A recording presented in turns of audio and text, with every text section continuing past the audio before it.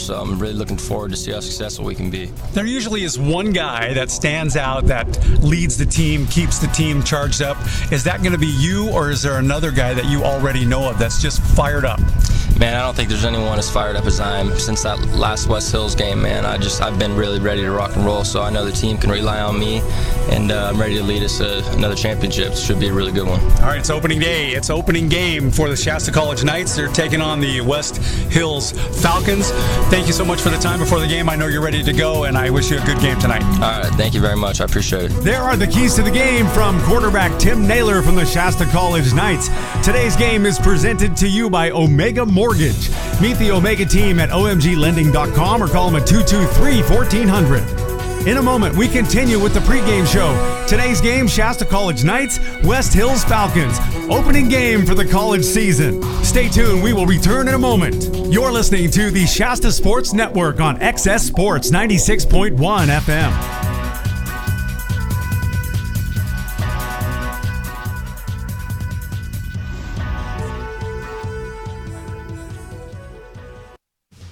When you choose Hill Collision Center, you have the option to receive text or email updates as your vehicle goes through the collision restoration process. Read customer reviews and see before and after photos online at hillcollisioncenter.com.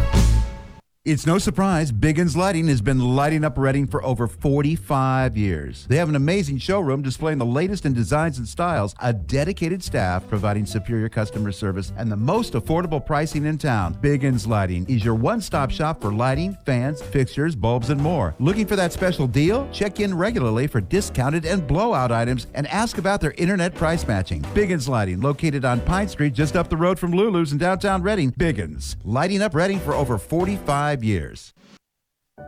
My name is Judy Teeter, and I'm the mother of 3 boys. My youngest, Joe, loves sports, music, and his youth group. One day, Joe asked me to drive him to school. We were going through a green light when another car ran a red light and hit us, killing Joe. The National Safety Council estimates 1 in 4 car crashes involves a cell phone. Hands-free is no safer. Visit nsc.org/callskill. Warning. Orthopedic surgeons are seeing an increase in overuse injuries when young athletes perform the same repetitive stressful motions over and over.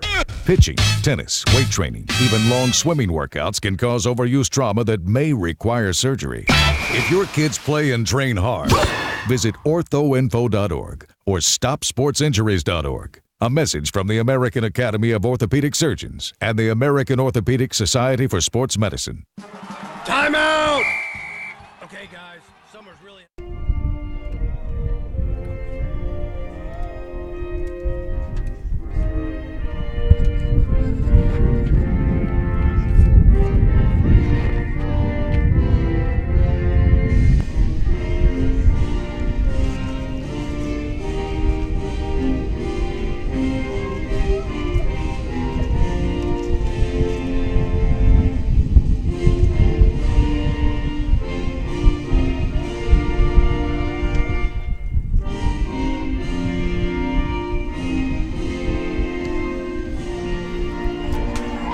All right. It's football season here. It's football time. Nice job. Wow. Everybody on their feet, hands over their heart, salutes. There ain't no Colin Kaepernick in this crowd. No, there's not.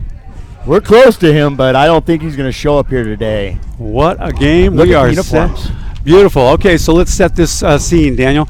We are we are in the wind today, and it is going to be a good time. Both teams are fired up. The visiting team, Shasta College, green pants, white jerseys, and white helmets. Their team captains coming out right now for the coin toss. That'll be Tim Naylor. And number 1, Mario Mezier.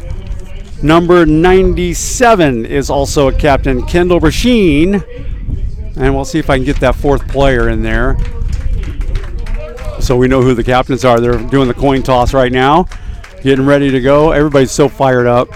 On the West Hills College Kalinga Falcons, number 21, that is Mason Kulai Mo. Well, they got some challenging names yes, for us do. today. So number 10, I'll try this one, Kaiapono Kini We'll try that. God bless you. Number 8, Vincent Espinoza. And then number you 15 got the last one. is Devontae Robinson. All right, that's a great name.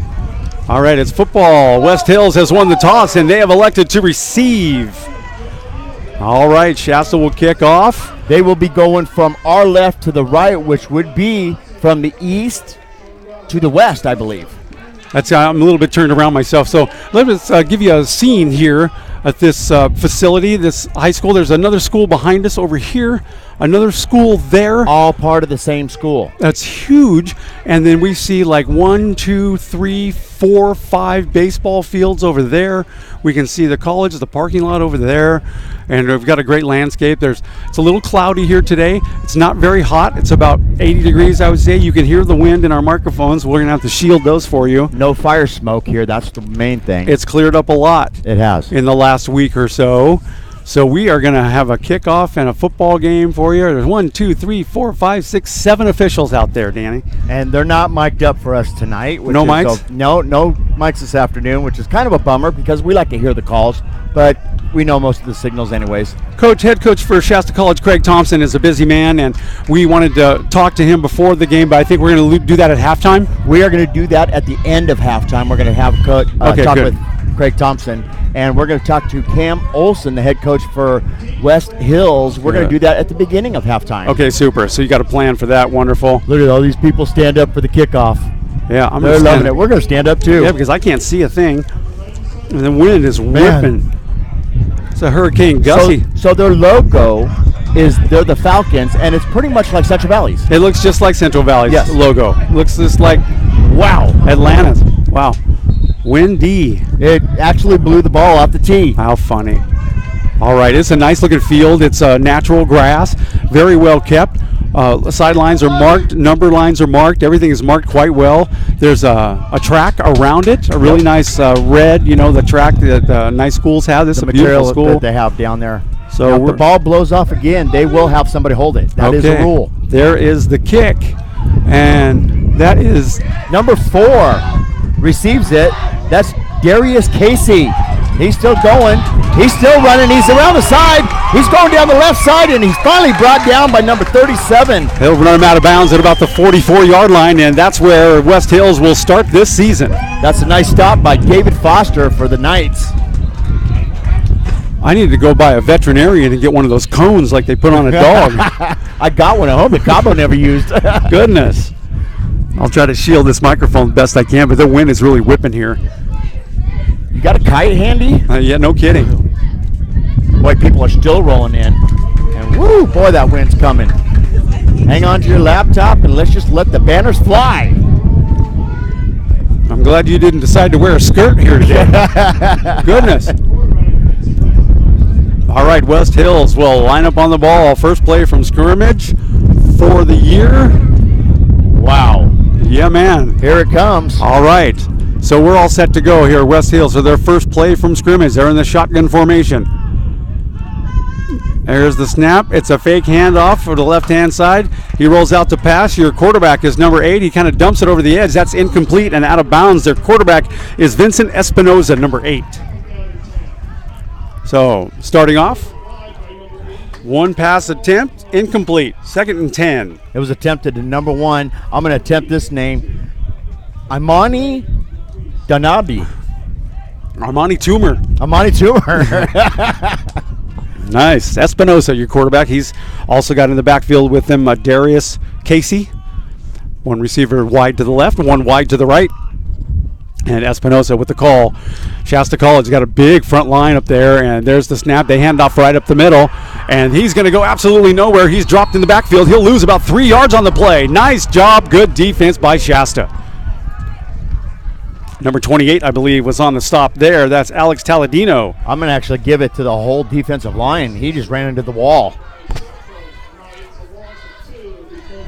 So last night when we were at Shasta High School, we talked briefly about all the local players. There's a bunch of them on Shasta. We'll get into that in a minute. Espinosa set to take the next snap. He's in the shotgun. And he's got Casey in the backfield with him, number 4. And there's some confusion on the play call. And there we go. They got it all figured out. Here comes the call and the snap and a whistle. That's going to be a timeout for West Hills. So Espinosa, they didn't have the play exactly the way that they wanted it. I'm looking at number 75. I always like to look at guys who are big. Check this guy, Rafael Rico out of Coalinga. He's a sophomore offensive lineman, 6'3", 350 pounds. Whoa, this is a lot different intensity level than high school. You're not kidding. What would it take to move that guy? A crane? It would. Goodness. Number 77 for the College Knights, Gavin Harrell. He's from Reading. 6'4", 300 pounds. Whoa, a big boy. Yes. 300. I see Shasta College has got Chris Hernandez is 6'2", 310. 300 pounds. That's one big football player right there. Let's look at number 4, Tim Naylor, 6 foot, 190 pounds. Tim's not that big, but I'm telling you what, he's got heart, that guy, and he was played in the last game last year when they won it all, and he's so excited. I mean, he's beside himself. Probably didn't get any sleep last night. Oh, yeah. Here we go. West Hills back up on the wind just totally died. I love it. Espinosa drops back to pass, and now he'll run up the middle. And he is dropped in the backfield. He'll lose a bunch more. Number 52 on the tackle. That's Greg McLeese. Yeah, out of Palm City, Florida. Greg McLeese. Nice job. Boy, these names are going to be challenging today. Not necessarily for the Shasta College Knights. I'm talking about the West Hills Coalinga College. Okay, I want to say Andy Faircloth is listening. We talked in the parking lot. He's in Reading, and he's got it all dialed in, so we're coming in loud and clear. Oh, here comes the punt, but he falls down on a knee, and the punt was blocked, and the kicker just knocked the block on his can. He came in to block, and he ran right into the kicker, and the guy who almost blocked it, number 7 there for the College Knights, Dion Pay, he got leveled. It's like he ran into a brick wall. It's like he ran into Janikowski. And that kicker just put him down. So they'll turn over on down. Shasta College has got great field position. Ball's on the 24-yard line. The scoreboard is over here to our left, and it's an older scoreboard. It has not been updated in some years. Shasta College now set to go. Now, Gary, remember when we went to the Shasta College practice, their kicker was kicking 55-yard field goals with no problem. There's an off-tackle run to the left-hand side. Gain of about 2 right there. Not much, the ball carrier. By the way, Danny, Ryan Pollard is starting at quarterback. Tim Naylor will get some time in there as well, but Ryan Pollard took the first snap. Oh, fantastic. Okay. So they're in the shotgun formation. Pollard, number 15. He's got a big offensive line. There's the snap, and he's right back to pass. He throws it out to the left flat, and that is incomplete. That was intended for Tulafali. Man, I'm sorry if I get these wrong, but I'll learn before the season's over. From Waipahu, Hawaii. He is from Hawaii. Whoa. It's going to be. They have a lot of players from Hawaii. It's going to be a poi Saturday. What it's going to be. We'll take it. Man in motion from the right to the left. That's number 87. He'll go to the left side and drop it down. And Pollard, again, right back to pass. He looks right over the middle. He's got a guy, and that is number 87. That is complete to Wyatt Clement out of Red Bluff. And that is enough for a first down. Shasta College. Stopped by number 10, Kapui Kinney. Oh, goodness. He's from Honolulu, Hawaii. For the Falcons. There's enough Hawaiian players out here to field a team of their own. I got a craving for some pizza with pineapple on it. Nice.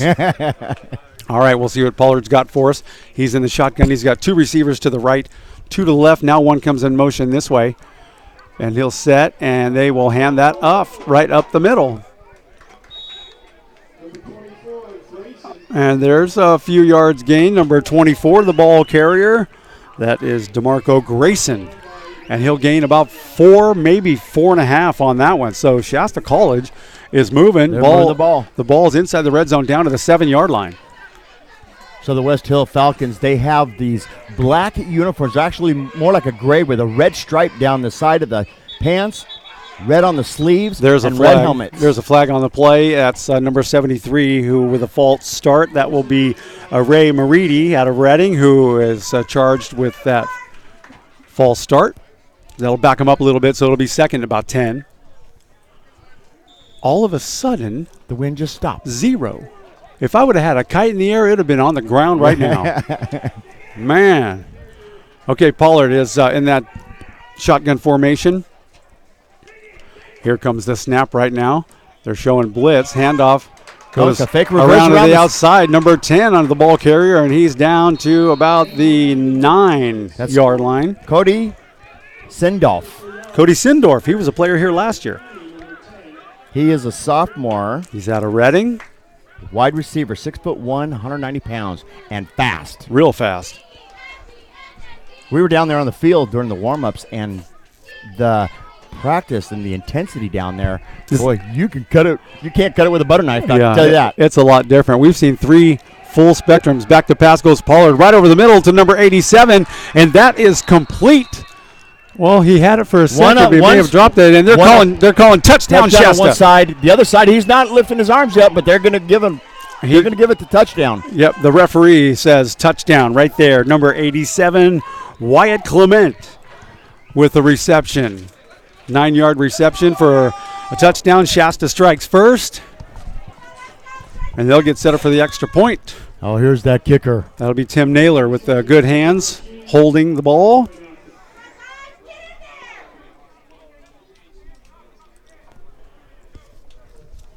Well, I think everybody who's kind of following us along here, the kick is up, and it is good. So with 10:40, it looks like 10:48 left to play in the first period. Shasta strikes first. It's the Knights 7, the West Hills Falcons 0. This game just getting underway, and it's already really good. Stay with us. We'll be back in a moment for the kickoff on the Shasta Sports Network on XS 96.1 FM.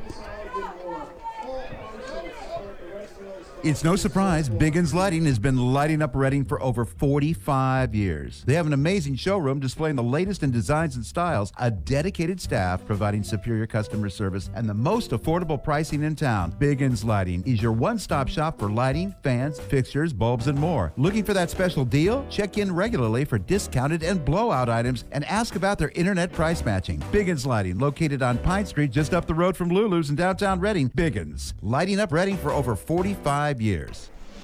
Okay, we're back here from West Hills College, Coalinga. It was a long drive. We left at 3 o'clock this morning, stopped a few times just to take a break and get refreshed on coffee, and we're here ready for some football, and we're going to have this is a good game already. Oh, Starbucks was hating us this morning. Set to kick off for the Knights, number 97, Kendall Rasheen. He's a player out of Red Bluff.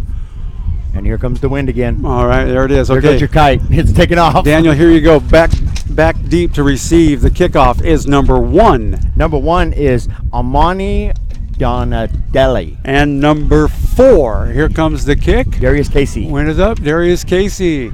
And Amani's going to get that inside the end zone, and he'll down it. And that'll bring it right back out. That's a smart move because they were on their way.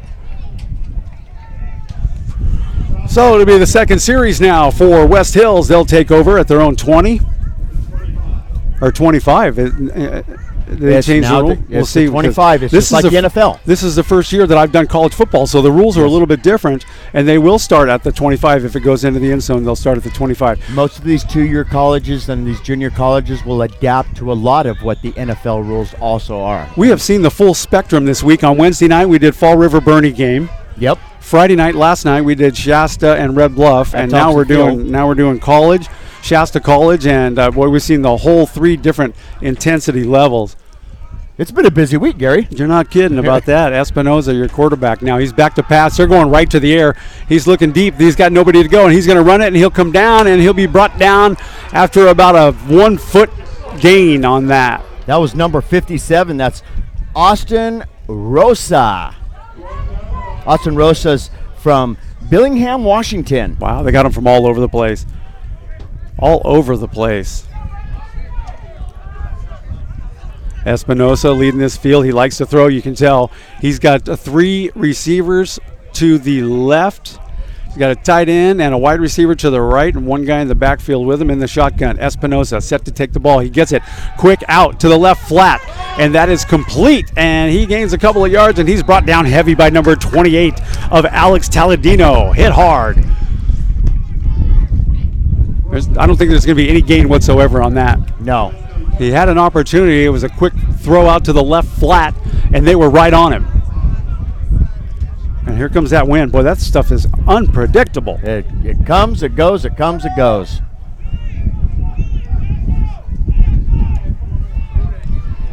Okay, we'll see what we got here. Espinosa, he's in the shotgun. One guy in the backfield, one guy wide left, a slot on the right-hand side, and a wide receiver way out right.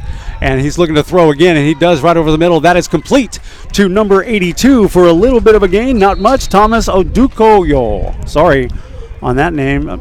Thomas, yeah, you're right. Thomas Adukia. Amsterdam. Odukoya from Amsterdam. How He's about from that? Amsterdam. And that's going to be enough for a first down for West Hills, so they've got a drive mounted. He's the tight end there for the Falcons. It's in the way. Espinosa now, 1st and 10. Ball at the 35-yard line. That's where they mark it. Espinosa takes the snap. He'll immediately hand off over to the right-hand side to number 4. He's the speedster. He's been out there. Darius Casey with a pretty decent gain right there. He gained about 5, maybe 6 on the play. Casey is from Pasadena, Maryland. Wow. Got him from all over the place. Yes. Boy, and here comes that wind again. I'm about half tempted to put a hoodie on just to shield the wind. It's not cold or anything. It's not uncomfortable. No, it's a beautiful day. A little bit of clouds in the sky, but still. Okay, Espinosa is on a drive right now. It's a 2nd down and about 5, maybe a long 5, 6 maybe. He'll take that ball. He'll hand off again to Casey right up the middle, and he's hammered right away at the line of scrimmage. And that's going to be number 57 on the stop. And number 44, too, Colton Naylor. Colton Naylor from Redding, California. From the famous Naylor family. They got some good football players. Austin Rosas out of Bellingham, Washington was also in on the tackle. It'll be 3rd down and a long 4, maybe 5. The ball's just over the 40-yard line in their own territory. West Hills trying to put something together right here. Espinosa has got good moves, and I tell you what, he's got a good eye, and he's tall, real tall. The kid looks good. Handoff again, fake handoff up the middle, and they throw the ball right over the top, and that is a complete pass to number 16, and I believe that'll be good enough for the first down. DeAndre Abram. Yeah, and number 44 again, Naylor was on the stop. Boy, he ran into him. He was like a brick wall. All right. There's number 7 in the backfield, Gary, for the College Knights, Deion Page. Look at, he's got the Troy Polamahu hair. Casey gets the ball right up the middle again, and he'll pick up a couple of yards right there before he is brought down by Shasta College Knights. 2 or 3 of them, 44 involved. He's a busy guy. He's been in almost everything so far. That's Colton Naylor. And number 7 also in the tackle. Is that a 7 or a 1? I can't tell. He's got that Troy Polamalu hair. Yes. Which is part of the uniform, by the way. So you come by me and I'm pulling your hair. I'll take you down. Espinosa, 2nd and 7. He'll hand it off again up the middle. Getting some business today. Casey, the ball carrier. He'll gain a couple more on that one. 44 was also in there again. He's all over the place. Number 91 on the stop. That's Mark Mumasi. Colton Naylor involved there as well. It'll be 3rd down and about 4 to go. 7:08 left in the first period. Shasta leads 7-0.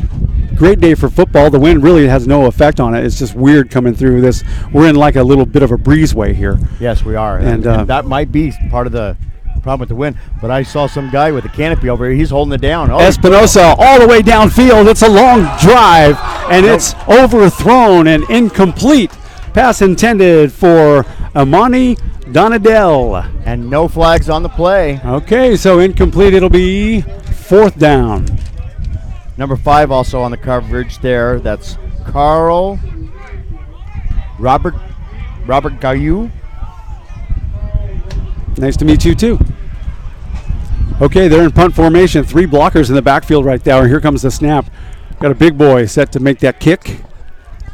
And the snap is a little bit high, but not bad. Look at that the formation. kick goes straight up straight up, and it'll take a kind of a generic bounce, and it'll come to a dead stop at the 27-yard line of Shasta, and they'll take over 1st and 10, and they're on the move. Your kicker was Oscar Ramigo.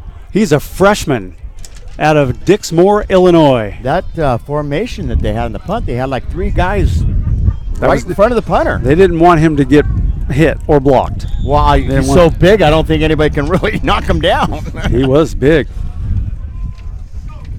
6'3", 263 pounds, and he's the punter. Wow. And it was a decent punt. It wasn't far, but it was up. It was like a Ray Guy punt, like straight up. Straight up.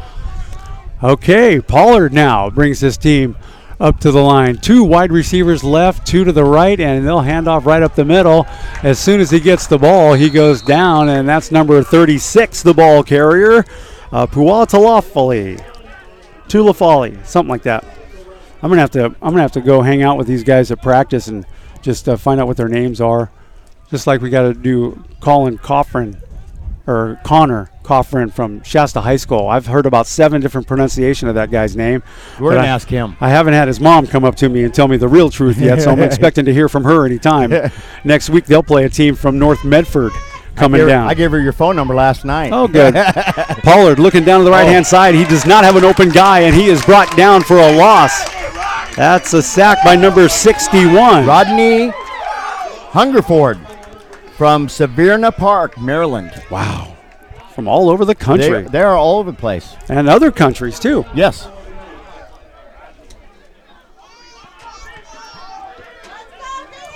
Now, we got to always keep in mind, Gary, that this team wants revenge. These Falcons want revenge big time. Well, you said it perfectly. They've got to score to settle. Settle that score. Pollard now looking to throw the ball a lot. He's got 3 guys on his left-hand side, 1 wide to the right. There's the ball, and he's got it in his hand. He's on the move, and he's got trouble. He's got a guy right on him, and that's number 40 who brings him down for a huge loss. Michael Lightsey from St. Augustine, Florida, brings him down for the sack. Boy, Pollard had nowhere to go. Yeah, and he was thrown down like a rag doll on that one, too. Yes. Good thing he didn't have that Palomar hair going out there. Excellent defense by West Hills on that drive right now, and Shasta will send out the punting team. It's 4th and 14. 4:45 left to play. Shasta leads 7-0 here in Coalinga. That wind is something else. Boy, it just dives down and it comes back. Dives down, comes back. See that canopy they got set up over there? They had like 3 guys holding that thing down. There's the long snap. He kicks from the end zone. Oh. It's a perfect spiral kick. Almost like a good pass, and it'll roll out of bounds at about the 45-yard line. We'll see exactly where they mark it. There's a bunch of players in the way.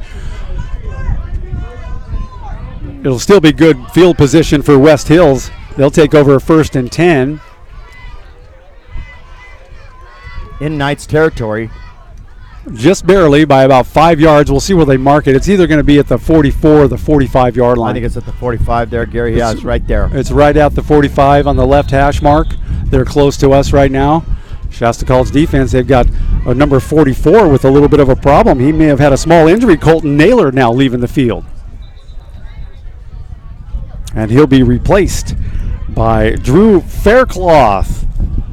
And it's his dad, Andy, who's listening to us in Reading. So fantastic. We'll keep an eye on Drew for you, Andy, and let you know exactly how he's doing. He's 6 foot, 210 pounds. He's a linebacker, and that's right where he posts up here for the defense for Shasta. We'll watch him. I'll keep an eye on number 45 just so we can give Andy an idea of what his boy's doing. You bet. You know he's not out chasing girls this afternoon. He's chasing football. Yeah, he's chasing quarterbacks. He's chasing quarterbacks. What is so special about that quarter that they have to have it back? I don't know. I don't know what the attraction is. I think it's the ball, not the quarterback. Espinosa now has got his team up on the line. He's got 3 receivers to the right, 1 far out to the left. 1 man in the backfield. There's the snap, and he goes right back to pass, and now he's on the run. He moves over to the right-hand side. He's across the line of scrimmage. He's committed. He's still moving, and he'll take it down to about the 30-yard line, and he'll run out of bounds. Good run by Espinosa. That's quick. That's quickness right there. That'll be plenty for a first down.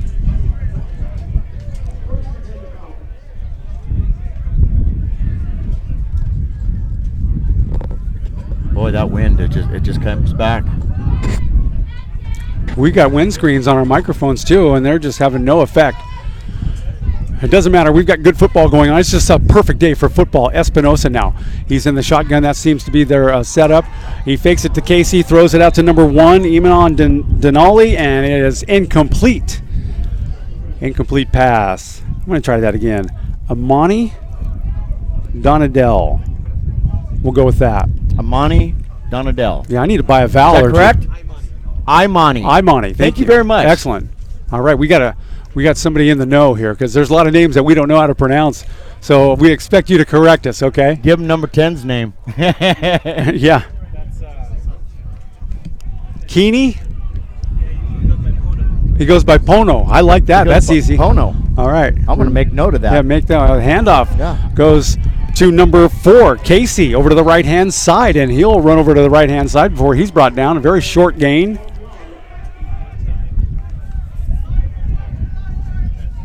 Look at number 9 for the Falcons there, Gary. Hey, help me out on that. Phelps. Help me out on that number 10. Pono Keeney.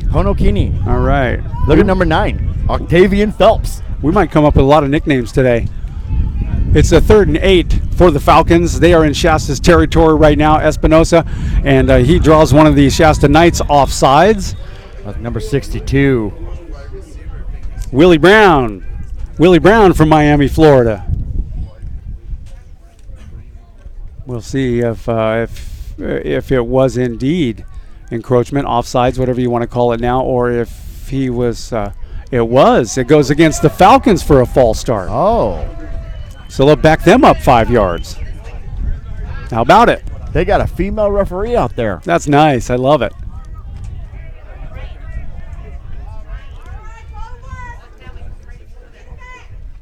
Good crowd here for the Falcons today. And actually a good crowd for the Knights, too. A lot of people made the drive.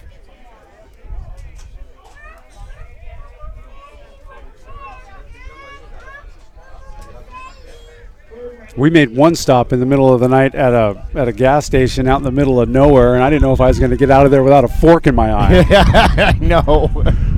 Goodness. Espinosa now. All right, there's the snap, and he drops back to pass, and he'll roll out to the right-hand side. He's got quickness. He throws it out of bounds. There was nowhere to go on that play. Incomplete for Espinosa, and it'll be 4th down coming up. That's a good defensive stop for the Knights. Their defense stepped up and didn't allow them to go any further unless they go for a field goal here, but I don't think the wind's in their favor. It's really not. Number 44. Look at the formation. Colton Naylor, linebacker, is back in, and it looks like they're set to punt. It's weird. They got everybody on the line. They got 3 guys in the backfield, and that's for protection for the kicker. And that is a different guy kicking this time. Totally different guy kicking. Number 86, and he kicks it all the way into the end zone, and that'll bounce out the end of it, and that'll be a touchback right there. Number 86, your kicker that time was Cameron Horsting out of Tulare, California. He's a freshman. So they've tried 2 different kickers. They might have a couple of different kickers trying to out for that position. Now on the punt, the ball will be placed at the 20-yard line. Okay. On like the kickoff, it's 25 if it goes in the end zone. Little different rule there. All right. Thanks, Coach Ditka. Appreciate that. All right, Pollard. 3 minutes. Correction. That is Tim Naylor, and he fakes the handoff, rolls out to the right-hand side, throws it deep, and almost had a wide-open guy. He just overthrew him by about 3 feet. Intended receiver was number 87, Wyatt Clement, incomplete at midfield. So Tim Naylor goes right to the air. Yep. In his interview, that's where he said, maybe towards the end of the game, if we're up a lot, maybe we'll just run the clock out so we don't rub it in or anything like that, because it was the last time they played, it was a blowout, like 54-0 or 17 or something like that. But he wants to go to the air. But he says that's where the fun comes in for me, is getting to throw that ball. So Tim Naylor is in, Pollard is out. They might be taking a look at both of them. And it's Naylor from the shotgun, and he's got 2 guys wide to the left, and he'll fake a handoff, throw it out to the left flat, That is a complete pass, but he's hammered immediately. The receiver was number 10, Cody Sindorf, and he got hammered right away. He got hit hard. Not much of a gain, if any. It's going to be 3rd down and 5, Gary. Ball's actually at the 25-yard line. Here comes that wind again. It's hard to tell from which direction it's coming from. I'm looking at the flagpole over by the scoreboard, and it looks like it's blowing right into our face. Yes. Naylor back to pass. He throws it over to the right-hand side. That is complete to number 10, Sindorf. Sindorf is taken down, and he fumbles the ball. It's picked up by number 26, and now he's on the move. Cornelius Abrams, and he takes it out of bounds at about the 37-yard line. Tough call for Cody Sindorf. He had a great catch, made a few moves, picked up plenty enough for the first down, but when he went down, the ball came out before he hit the ground. And that was recovered by Trinalius Abrams. He's from Mobile, Alabama. Mobile, Alabama. Well, Abrams making his mark right there. Somebody likes him. 1:54 left to play in the first. It's Shasta College 7, West Hills nothing. Espinosa's mounting a drive now. I'm going to give that credit to number 24, Eric Powell. He actually just had his hand on the ball and he stripped it. Yep, nice strip. That's the name of the game, too. You go for that ball. Yes. Espinosa takes the snap. He fumbles the snap, and now he fumbles it again, and Shasta falls on it. Shasta will recover that fumble, and that is number 62 on the fumble recovery. Nice job by number 62, Willie Brown. Downtown Willie Brown gets Willie the ball. Brown. Wow. Back-to-back turnovers. There's two things that will really kill you in a game, and it doesn't matter when you do them. It's a lot worse towards the end of the game, but penalties and turnovers. I mean, when you look at those numbers at the end of the game, that will tell you who won and why someone lost. Okay, so Naylor back in the backfield right now. He's in the shotgun formation. 2 guys to the right, and he's got 1 guy out to the left. Naylor fakes a handoff, and he's looking deep down the middle of the field, and he's got a guy this time. That's Sindorf complete, and he hangs onto the ball, and he's down to the 29. I think he's got that stickum on him there. He's got something. He's hanging on to that ball this time. That's a big play right there for Sindorf, and Tim Naylor is in his element. Oh, yes. Already, and look at him. He's like a little kid out there jumping around. He's fired up there, going with a sort of a makeshift hurry-up offense right now. Sindorf out to the right-hand side. He's number 10, far wide to the right. They've got 1 wide to the left. Naylor hands it off up the middle, and that goes to the ball carrier number 36, Tulafali, and he's tripped up right at the line of scrimmage. That'd be he might even lost a yard or two on that one. A couple yards there, Gary. And it's going to be 2nd down and 12. We've got a Falcon down on the field right now. We'll have an injury timeout. And they rush to his aid right now. The trainers out on the field giving out some water, and they're attending to our player. We'll let you know who it is as soon as we can see the number. He's on 1 knee, and now he's bringing it up, and that's number 61, big boy, Rodney Hungerford. 313-pound dude. Tell you what, when you're in a scrum, you know, when you're making tackles and stuff like that, it's not uncommon for you to get your leg twisted and you to fall on yourself. Yeah. So, stepped on. When you have 313 pounds, your ankle weighs maybe about 7. Yeah. And you're gonna get some snaps there or a little bruising going on. You got 306 of your own pounds bringing it down right on you. So he walks off under his own power. He's moving a little slow, but he'll be all right. He's sitting on the sideline right now, getting a cold beverage. I think it's a Country Time lemonade. I'm just kidding. Naylor goes right back to pass. He's got pressure on him. He trips up over the guy, jumps, and he got a completion to number 24. And what a great concentration for DeMarco Grayson. Big gain, enough for the first down. Naylor jumped. He jumped and threw it. And he's got to jump. He's not that big. He's got a lot of mobility. I'm really surprised at the mobility that he has. He's 6 foot tall, Tim Naylor. And he was a really good interview, too. Very cooperative and just a good kid all the way around. The Naylor family comes from a variety of football players out of that family from Central Valley, your old high school. Yeah, a lot of motorcycle riders, too. That's why they're tough. Ronnie Naylor, Donnie Naylor.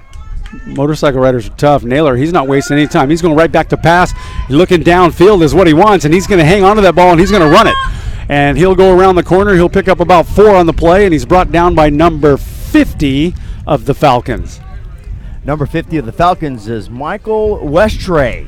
And also involved in that tackle there, Justin Hayden. He's a sophomore out of St. Peters, Missouri. Boy, look at that. She's got a pile of jalapenos on that one. All right. All right. It's college football food. You gotta like that. Naylor now hands it right up the middle to number 24. He bounces off the whole line, fights for a few more yards, and he'll pick up a small gain. DeMarcos Grayson. And that will be enough for the first down for Grayson. You know, I'm still waiting for number 20, Justin Hillier from Shasta, to get into the mix. Justin Hillier, I'll tell you, he was on Shasta Wolves High School last year. He is very much like Kyle Muckle that we saw last night. He's a playmaker. He's a playmaker. If Hillier gets in there. That's the end of the first quarter. Already the first period has ended. Shasta leads 7-0. We'll turn them around, and we'll be back with the beginning of the second quarter coming up in just a moment. This is the Shasta Sports Network on XS961.com. You can now see before and after pictures at HillCollisionCenter.com. Professional grade repairs and satisfied customer reviews. Watch a free virtual tour of Hill Collision Center's state-of-the-art facility. See it online at HillCollisionCenter.com.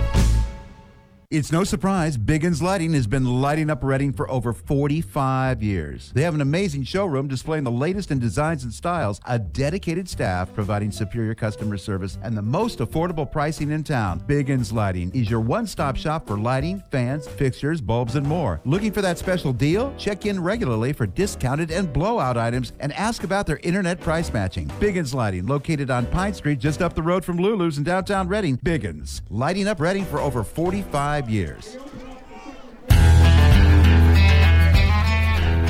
We're back from Coalinga football day here, opening day for the Knights and the West Hills Falcons, and it's the beginning of the second quarter.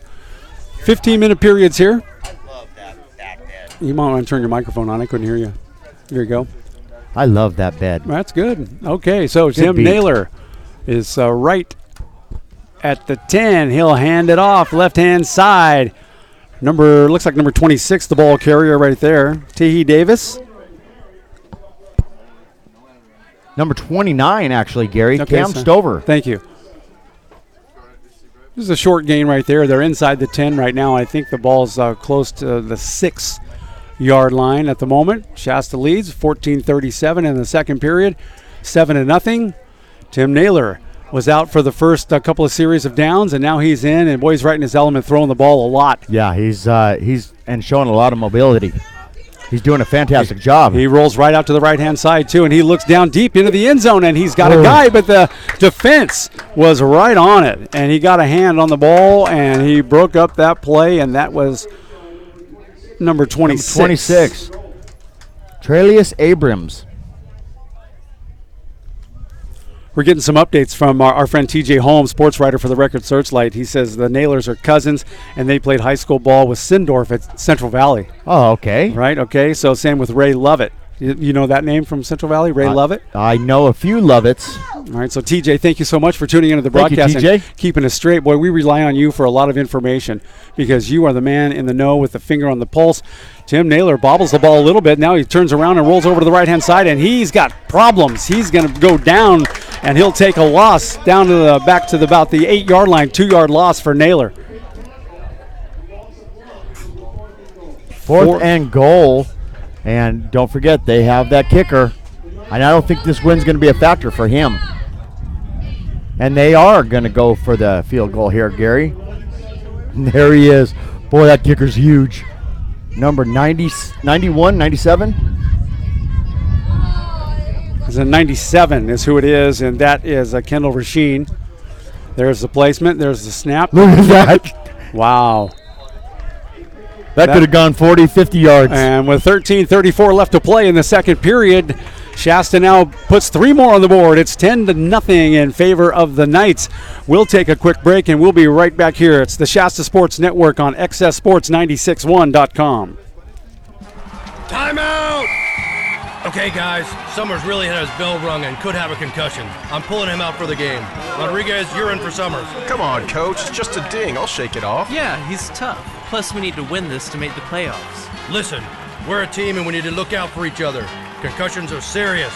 No game is more important than your health. Take concussions out of play. If you're a coach, know the warning signs and never let athletes return to play before a healthcare professional says it's okay. A message from CDC. Do you ever wonder what happens to your vehicle behind the scenes at an auto body collision repair facility? Wonder no more. Go to HilldCollisionCenter.com and watch a virtual tour of the North Valley's finest and most recommended collision repair business. HilldCollisionCenter.com. We're back here in Coalinga. Football day here. Shasta College Knights visiting the West Hills Falcons. And Shasta on the board with 10 points. West Hills none at the moment. And they got some players out there that are fired up and ready to go. The wind just stops and then it blows hard. Then it gets a little bit more intense. So we're watching it closely here. Kickoff set to commence here from the 35. There's the boot. It's a nice kick down over to the left side, and that's picked up by West Hills, number 7. He goes right up the middle, and he's got a little bit of running room. He'll come down and be taken down at the 31-yard line. Brandon Sanchez from Hanford, California. Oh, there's a flag on the play, too. I think we discussed this last night. Mainly probably a hold or an illegal block in the back. Holding is what the call is. There you go.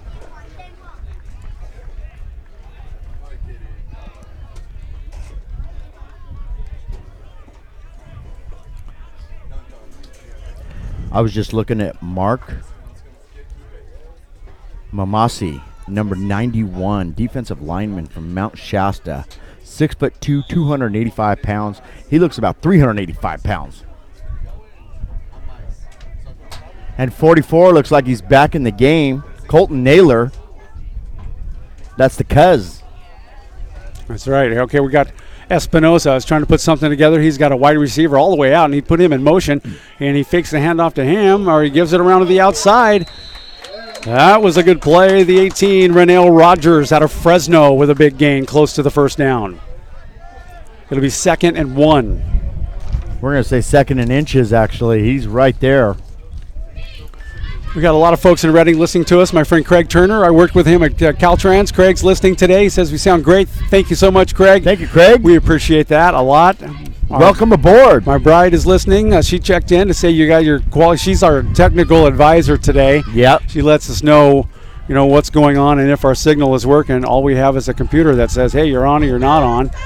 And what a great play by number 7 there. Tough run for Darius Casey. He had the handoff and over to the right-hand side, and he'll lose a couple on that play. Dion Page. He tucked in that Palamahu hair there. Don't see it now. He probably cut it off. Well, I'm going to say hi to your blushing bride there, Amber. Hi, Amber. And Haley.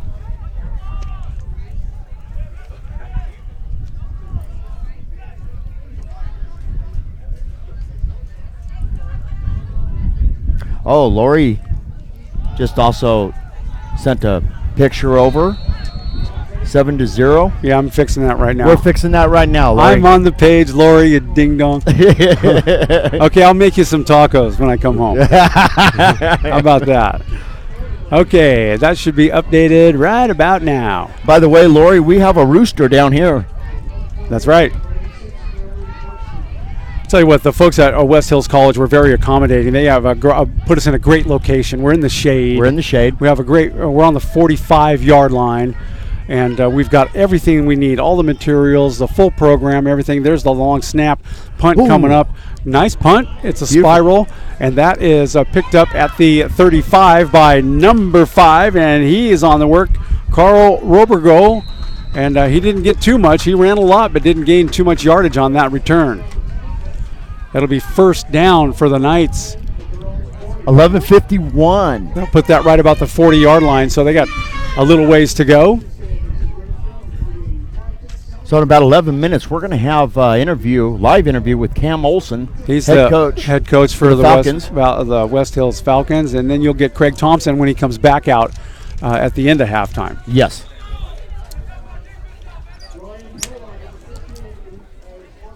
All right, so Pollard is back in at quarterback. Ryan Pollard now set to take the snap. He's in the shotgun formation. He's got receivers everywhere. Throws it out to the flat to number 2, and he had it for a second, then he dropped it, and he fell back on it. And that's Raciel Checky Lovett. Bless you. Oh, wait a minute. TJ just gave me an upside. Ray Lovett. He likes to go by Colt Naylor. Colt. When we do Colton Naylor, we'll call him Colt. And Ray Lovett. You mean Ray loves it? Or no, Ray Lovett? He didn't love it. Ray Lovett. It's Lovett. He's got a lot longer name than that, but Ray Lovett is the way to go. Love it. And TJ updated us on Love that. Love it, TJ. We appreciate that. You should have came down here with us. We'd have woken you up at 3 o'clock in the morning and taken you to McDonald's. Pollard back to pass. He throws it out to the left flat. It's out of bounds and incomplete. It's intended for number 14 on the Knights. I don't see him on my roster at all. Number 14 for the Knights. I don't see him either. We'll have to check on that at halftime.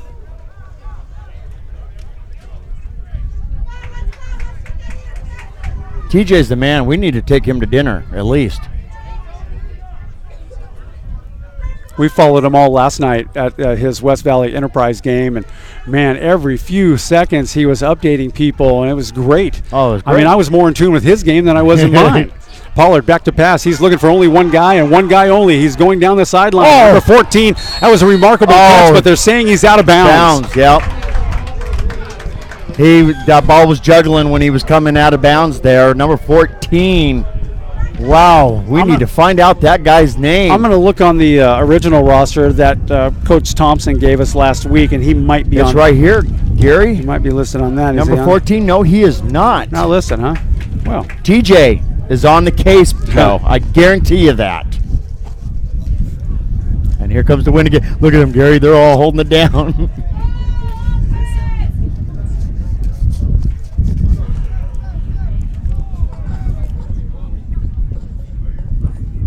All right, now Shasta College set to punt.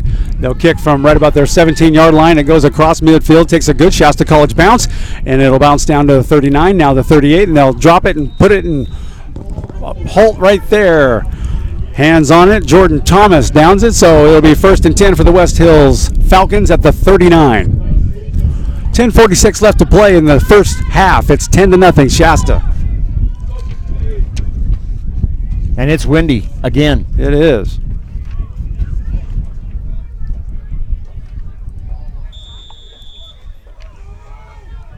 I'm surprised that they have so many canopies out here with this wind. That's crazy. They had like 5 or 6 canopies out before we even got here. Yeah.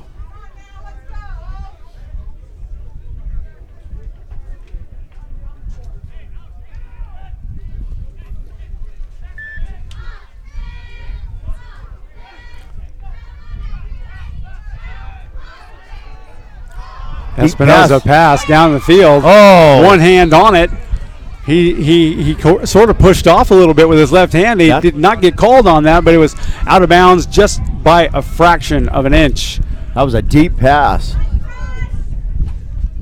Boy, Espinoza, he's got an arm on him. That kid's good. He can roll, he can move, he can run. He threw it on the run. And he's got a good eye, too. Sanchez tried to make that one-handed catch while he had his other hand on the defender there.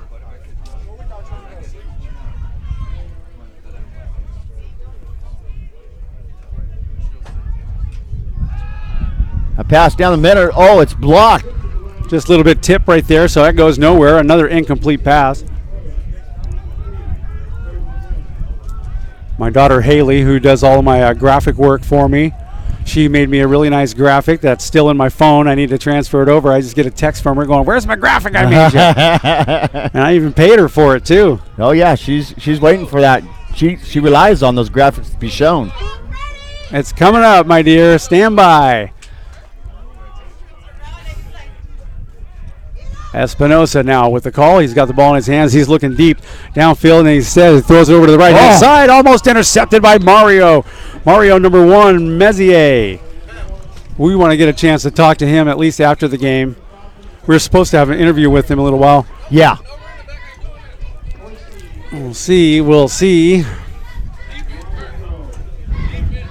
You know, when I talked to Coach Olson there, I'm really kind of interested on what kind of game plan he had to pay back the Knights for last year. I'm sure it was a good one. There's the snap right now. It's going to be a punting situation. Almost blocked. And that'll go back to number 5, and he'll take it right at the 15-yard line. And that is Carl Robergo, and he goes down at the 22-yard line. He's down. Carl Robergo from Homestead, Florida. Boy, they're from all different parts of the country there. They got Texas, Washington, North Carolina, Colorado, Arizona, Oregon, Washington, Hawaii.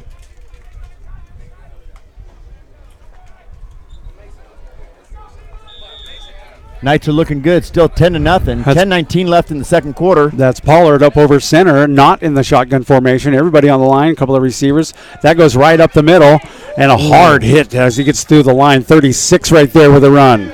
That was number 33, Michael Jones, coming in for the stop. Boy, he gave him that Ronnie Lott hit.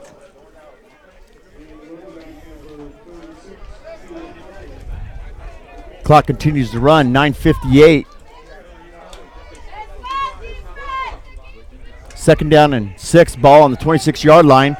They go up the center again, lost his helmet.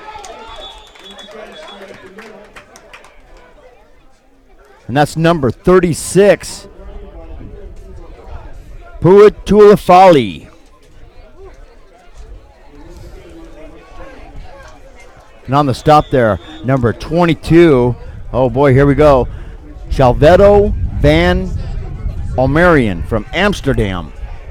Long way from home. Yes. Pollard up over center, one guy in the backfield with 2 receivers wide to each side, and he'll roll around to pass, and he throws it right over the middle, and that is complete to number 87, Wyatt Clement. Clement's got enough for a first down, and there's a flag on the play. Hey, that's at least 5 catches today for Clement,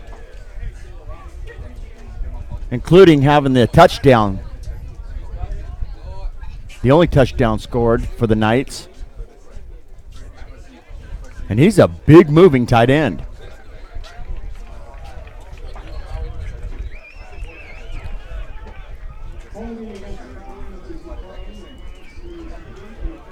So it's going to go against the Falcons. So the play will stand. First down and 10. Pollard, your quarterback, in right now at the 45, at about the 46-yard line, maybe the 47. And here comes blitz. They're showing blitz, and now they back off a little bit. Pollard calls an audible, steps back, changes the play on him. And now he's got the snap, and he's going for a pass right over the middle right there, and that's just underthrown, intended for number 10, Cody Sindorf. Pass incomplete. And here comes the wind whipping again.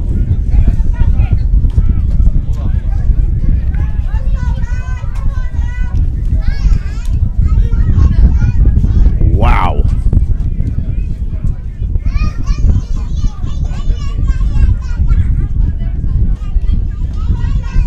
Be second down and 10 for the Knights. 9 minutes left in the first period. Knights lead 10-0. Ball at the 47-yard line. And Pollard now drops back into the shotgun formation. And here comes the snap. They're showing blitz again, and Pollard feels it. A little quick swing pass over to the left-hand side, and that is complete to number 36, and he is fighting for yardage right there. 36, that's Pua again. Pua Talafali. Tulafa. Pua Tulafa.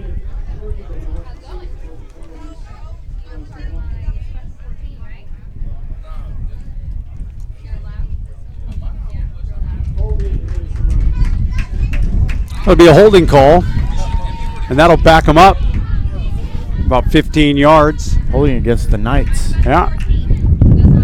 Wow. Penalties will bring you down. So will the wind, if you're not careful. Good thing they canceled that hot air balloon festival today. That's set to go for a ride, too. Okay, Pollard, we'll see what he can do. Second, and a long way to go. About 20, seems like. Second, 22, really. and he'll roll out the pass over to deep back. He's got a guy right over the middle, hit him right in the hands, deflected a little bit by number 21 of Mason Koimo, and that is an incomplete pass. He almost had that. He almost had that. Did you see number 22 just come in there and nail number 87? Wow, Shavaldo van Omerian from Amsterdam just came in and leveled number 87 there of Clement.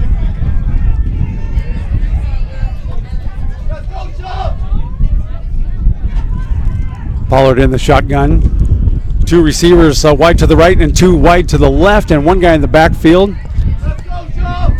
And there's a flag coming out on the play. That'll be a delay of game on Shasta.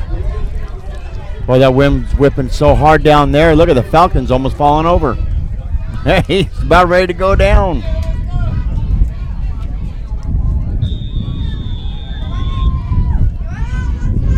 Eight minutes, 32 seconds left in the second quarter. Third down and 27 from the 32-yard line for the Knights. Pollard back to pass. He goes down the field to number 10. That's wide open, Sindorf. And he's right there at the line. I don't know if he made it or not. I think he did. He's across midfield very easily and very close to a first down. They're going to move the chains, and that is a nice catch by Sindorf. Right across the center of the field there goes Sindorf and makes the first down. On the stop, number 22, Shavaldo van Amsterdam. All right, Knights up on the ball right now. Shotgun formation. That's a handoff right up the middle. Oh, and that's going absolutely nowhere. Maybe he lost a yard. 24, the ball carrier, DeMarco Grayson. Number 45 for the defense, Darian McMillan on the stop. He read that nicely.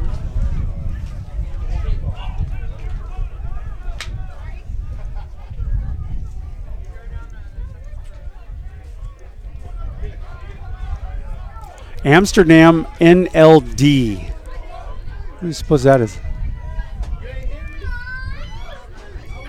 NLD. Netherlands. Ah. Interesting. All right, Pollard now back to pass. He's looking deep downfield. He's got a guy wide open, and the defender did a great job. Number 20 on the 29. Was it 29? 29. Adrian McCallum. That was almost intercepted in the end zone. He almost had that. Excellent defense. He read that perfectly. Cam Olson is who we're going to talk to right at the beginning of halftime. There's a few questions for you, and then you can wrap it up however you like based on his answers.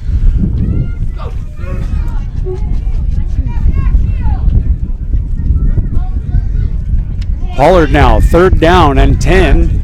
The wind kicking up quite heavily. Got some movement in the backfield. That's just for protection. He throws it right over the middle again, and he is intended for Sindorf. Sindorf had both hands on it and dropped it at the 25, incomplete. It'll be fourth down.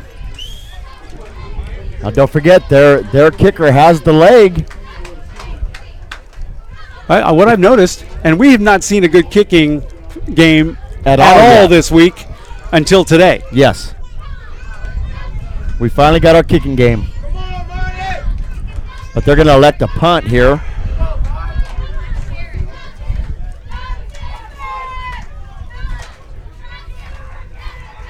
Here comes the kick. Almost blocked. Nice spiral kick. Back to, and that is taken at about the 15-yard line. Oh, boy, that's almost a clothesline. Number 1 is still moving right there. Amani Donadelli. Whoa, he did some work on that. He did a lot of work on that one. Yeah.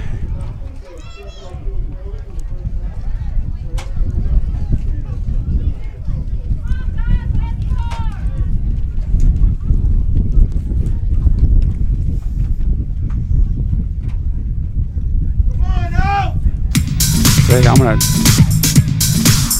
Wow. Don't mind that piece of music if you hear it. I'm just going to take that out. You're going to try... Okay. Take it out. All right, he's back in the shotgun formation. Espinoza is. He's got a man in motion. Hand up the middle, and nicely read there by number 28 for the Knights, Alex Taldino.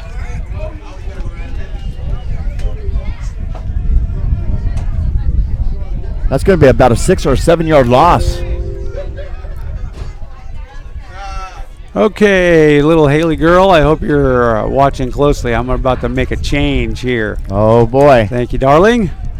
Appreciate that. Our and graphics girl. It's a nice little graphic which will show Coach Thompson and Coach Olson. That's incomplete. Espinosa throws over to the right flat. That was intended for Donna Dell, number 1. It's going to be 3rd and 14.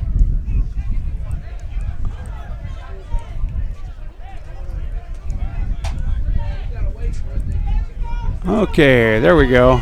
6 minutes and 26 seconds left in the first half. If you're watching the screen on the YouTube channel, which is where we broadcast from, you'll see a graphic up there of Coach Craig Thompson on the left.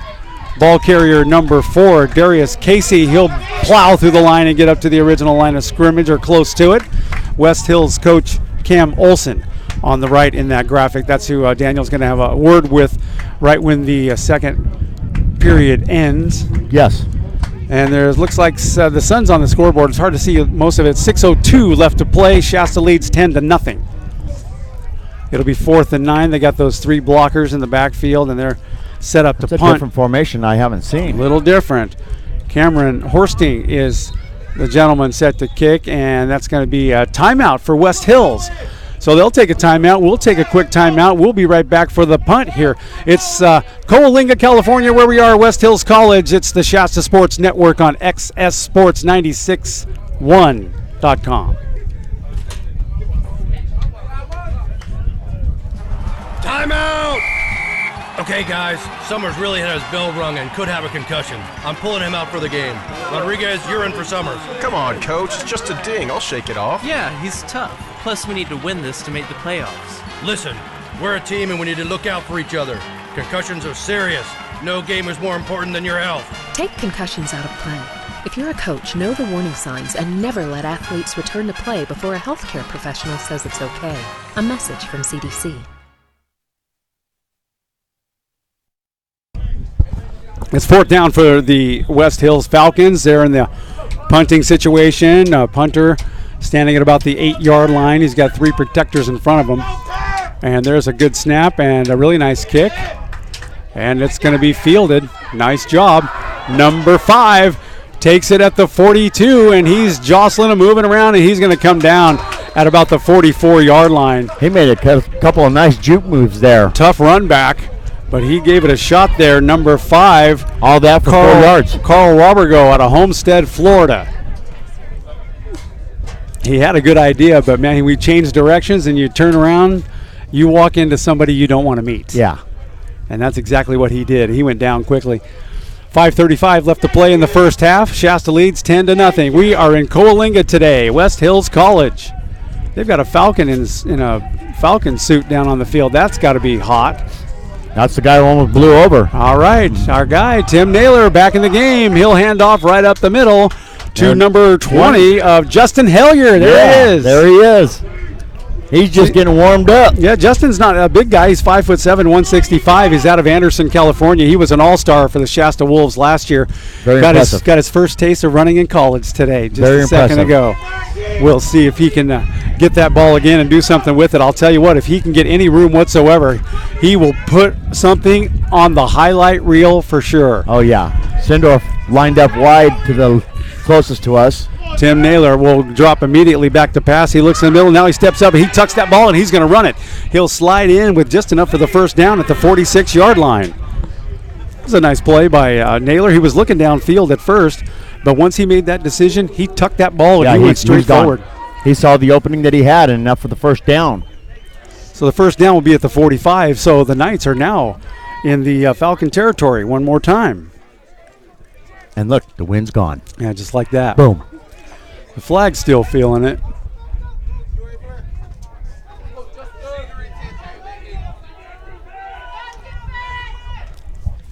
Naylor takes the handoff, goes to Justin Hellier right up the middle. There's about a 5-6 yard gain. Nice power run there by Hilliard.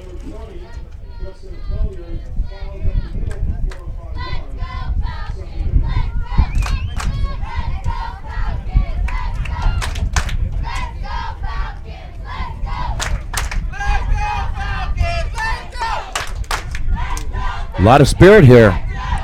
Oh, there was a big old mix-up right there. Oh, yeah. There was movement. Flags came from all directions. That's going to be a false start on Shasta. I'm communicating with a sports writer from the Record Searchlight, TJ Holmes, Daniel, and he said he was up at 3 o'clock in the morning. We should have went by and picked him up. We could have done that. We should have been at my house at 3. Come on, TJ. And he's got a roster for Shasta, and number 14 is not on there. So we'll see if we can't figure that out at halftime. And also, Mario Mezier is number 1. He is a defensive back out of Homestead, Florida. Nice guy.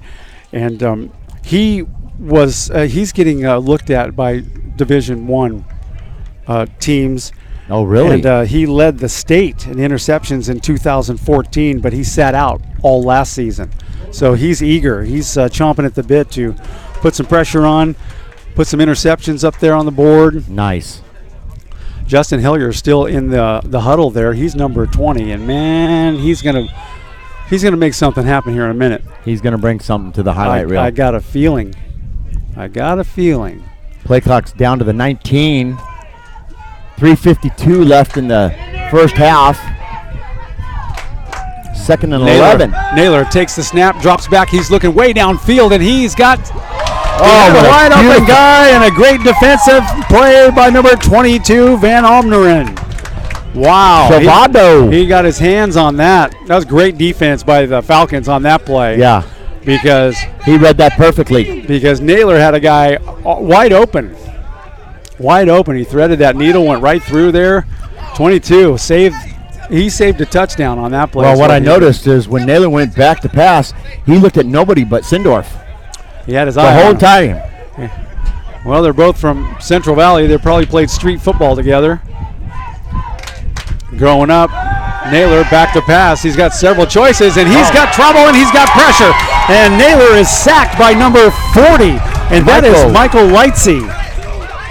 Wow, Lightsey just came in from nowhere behind him and just took him down. Wow, good defense by the Falcons on this drive.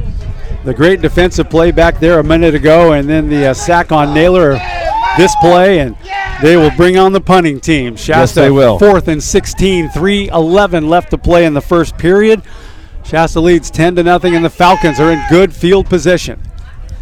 They're just inside the 50 in Shasta's territory at the 49. And they got them all packed up. I got a feeling I'm sorry. They're going to kick it. Yeah. I'm sorry. He's going to.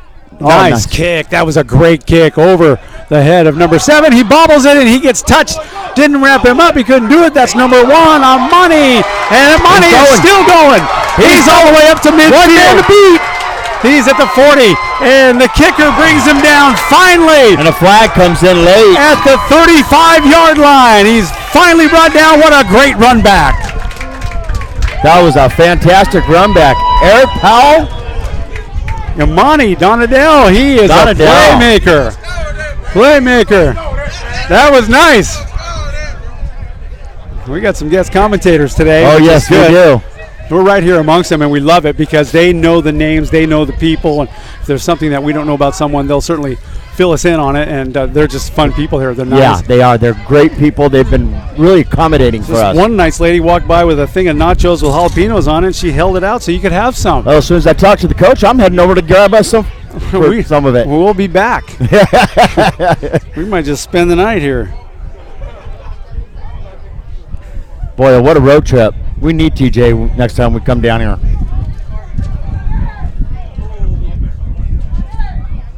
Oh, it's against the Falcons.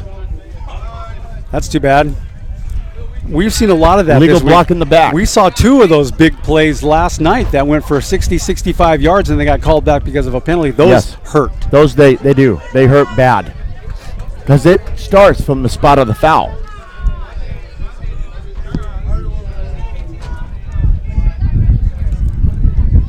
Illegal block in the back. Ouch. Those are fun blocks to make, but you get punished. Okay. Still, what a great run. So they'll bring him back right now, and we'll see what Espinosa's got. He's in shotgun formation, and his offensive receiver on the right-hand side, Brandon Sanchez, jumped off sides over here on the right. They'll back him up 5, and it'll be 1st and 15 for the Falcons. You got the whole audience right here telling him to watch the ball. Hey, they get on their own players. Oh, yes, they do. They step out of line.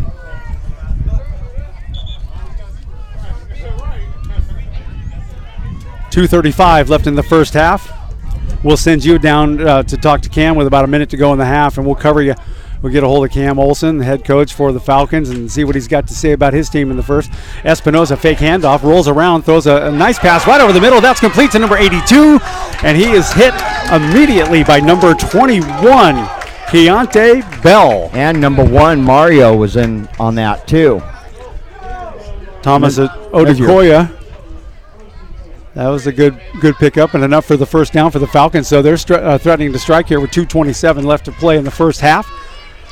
I'm sure they would like to put some points on the board before they go into the locker room at halftime. Let's see what Espinosa's got. He's got 4 receivers available to him right now, 1 in the backfield.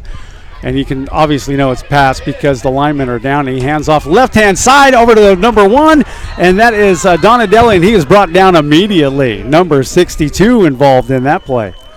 Willie Brown. Willie Brown took it downtown. Willie Brown was not fooled on that play. No. I mean, the ball carrier didn't have the ball for long enough to tuck it in, and he was like mowing the lawn. Yep, he came in there fast. I love those great defensive reads like that. Espinosa now, he's in the shotgun, and he's looking to pass right away. He steps back, throws a little swing pass over to the left-hand side to same guy, number 1, Donadell. He picks up a handful of yards. And number 91 on the stop there. Mark Mamasi. And they got a timeout really quick. We'll take a quick 16-second timeout here. All right. You're listening to the Shasta Sports Network on XSSports961.com. You can now see before and after pictures at HillCollisionCenter.com. Professional grade repairs and satisfied customer reviews. Watch a free virtual tour of Hill Collision Center's state-of-the-art facility. See it online at HillCollisionCenter.com. Right back here at Coalinga, California. Long drive, but a fun drive, and it's the West Hills Falcons. Opening day of the 2016 college football season. Shasta Knights are here, and they lead with 1:31 left to play in the first half. Score is 10-0. You know what was great, Gary, is when we got here and we were setting up, we saw their bus come in. We said, oh, there's our boys. That's right. And they were down here yesterday. Yes. They were down here way early yesterday. And immediately, 5 of the key defensive players were walking the field. I know it. Checking it out. That was nice. They got right off the bus and walked right out to the field. Right out the field first. So that's the first place they went. That's some dedication. Yeah. All right, Espinosa, 3rd down and 9. Ball at the 29-yard line, somewhere right around there. And Espinosa, he's got a quick foot movement. He looks over to the left, he looks down the middle, and now he's going to hang on to it himself. He'll run the ball, and he'll take it down to the 20-yard line. Very close to the first down. Espinosa with a good run. And number 28 on the stop there for the Knights. That'll be a first down, Falcons. That's Alex Taladino, but not before he gets the first down.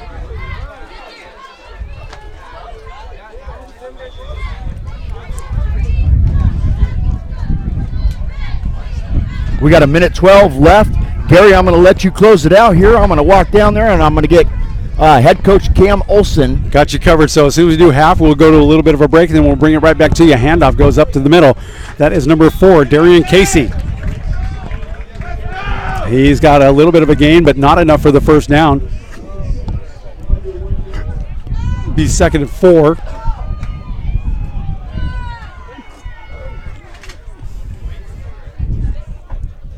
Espinosa looking to put some points on the board, and there's a whistle right there, and that is going to be a timeout, Shasta. So we'll just stay with us, stay with you for the last 45 seconds of the first half. Do a little strategy out there. Cam Olson with some instruction for his ball club, and Daniel Miller is going to be down on the sideline.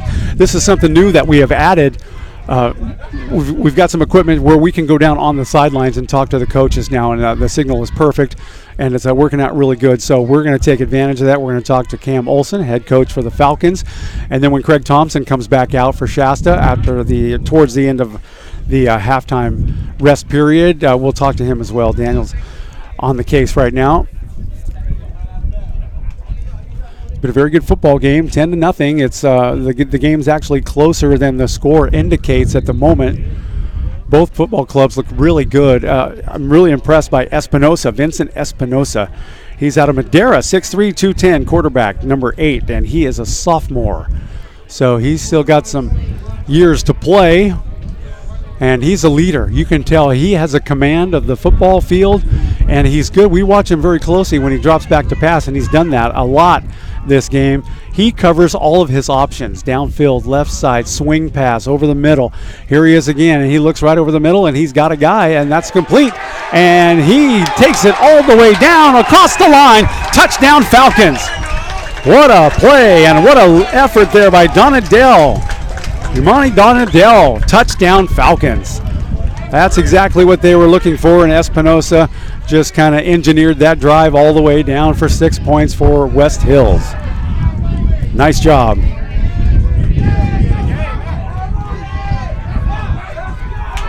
Extra point. They're set up for it. They're going to kick it.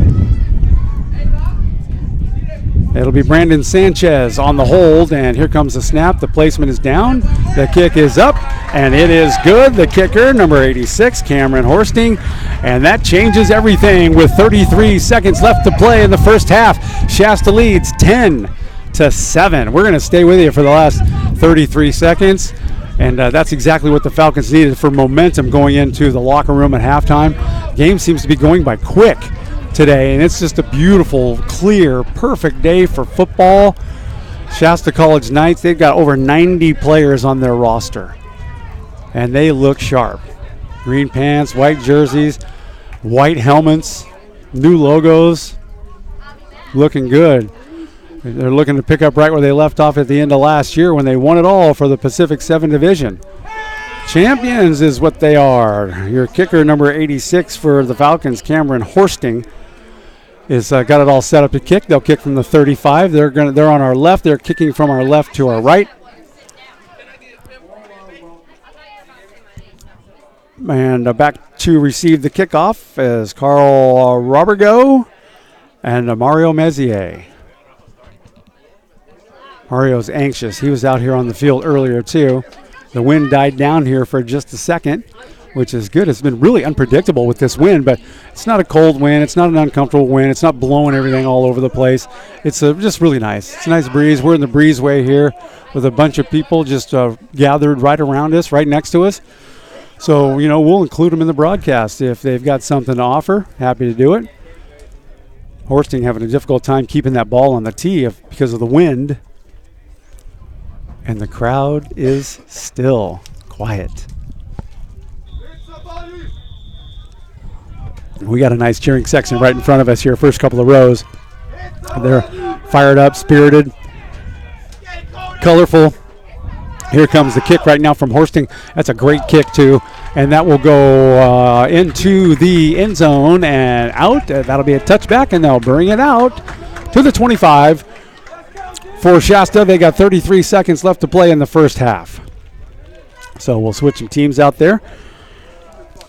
Bring the offense.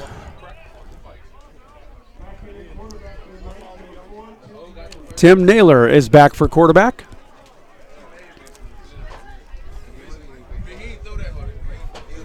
First and 10 from the 25.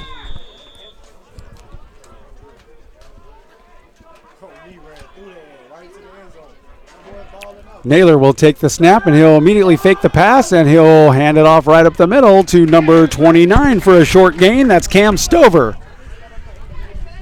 Stover picks up about 3, maybe 4 on the play. And Shasta in a hurry-up offense right now. Naylor with 24 seconds left on the clock. They're making things move. He will drop immediately back to pass, throw it out to the flat on the right-hand side. That is complete. Not much of a gain, but enough for a first down right there. Nice concentration by number 23. The receiver was Tony Penta. And Shasta College immediately right back up on the ball. 13 seconds. The clock is ticking. Naylor fakes the pass up the middle one more time. And he'll gain about 3 yards on that play. And that should run out the clock for the first half here. Your ball carrier number 29, Cam Stover. We're going to talk to Cam Olson. He is the head coach for the West Hills Falcons. We'll stand up and see if we can get a bird's eye view on him.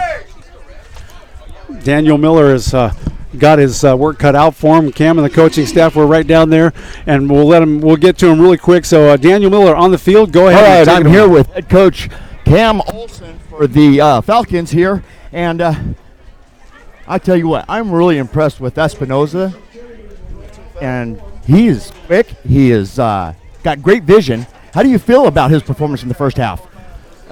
He has a lot of things he needs to fix. He needs to come out and have a better second half. He's not seeing the full field like he has through camp.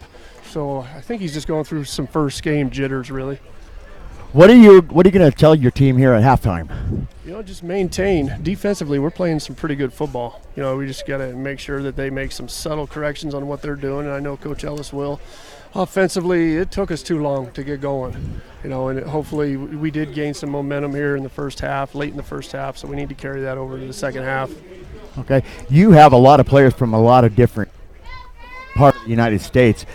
I gotta ask you, how did you get that guy from Amsterdam?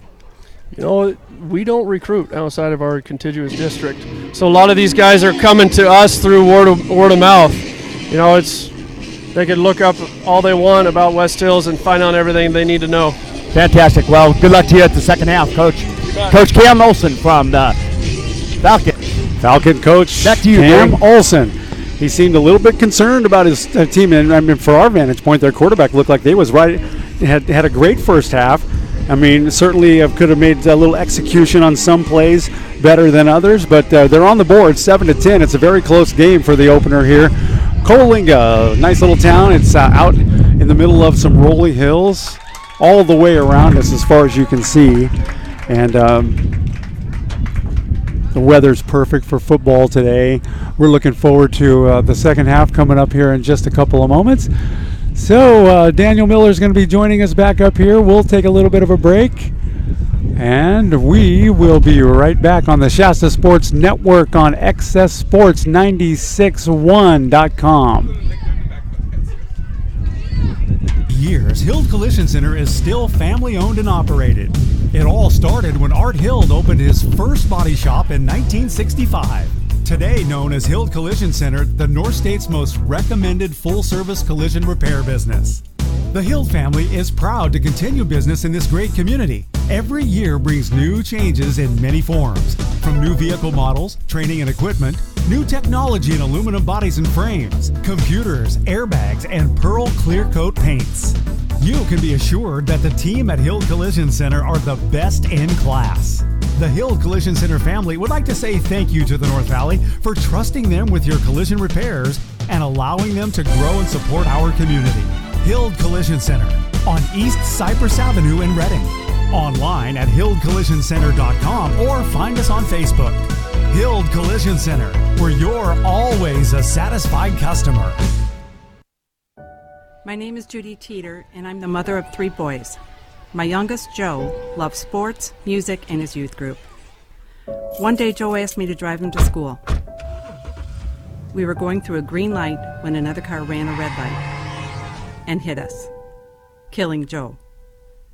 The National Safety Council estimates 1 in 4 car crashes involves a cell phone. Hands-free is no safer. Visit nsc.org/callskill. Warning. Orthopedic surgeons are seeing an increase in overuse injuries when young athletes perform the same repetitive stressful motions over and over. Pitching, tennis, weight training, even long swimming workouts can cause overuse trauma that may require surgery. If your kids play and train hard, visit orthoinfo.org or stopsportsinjuries.org. A message from the American Academy of Orthopedic Surgeons and the American Orthopedic Society for Sports Medicine.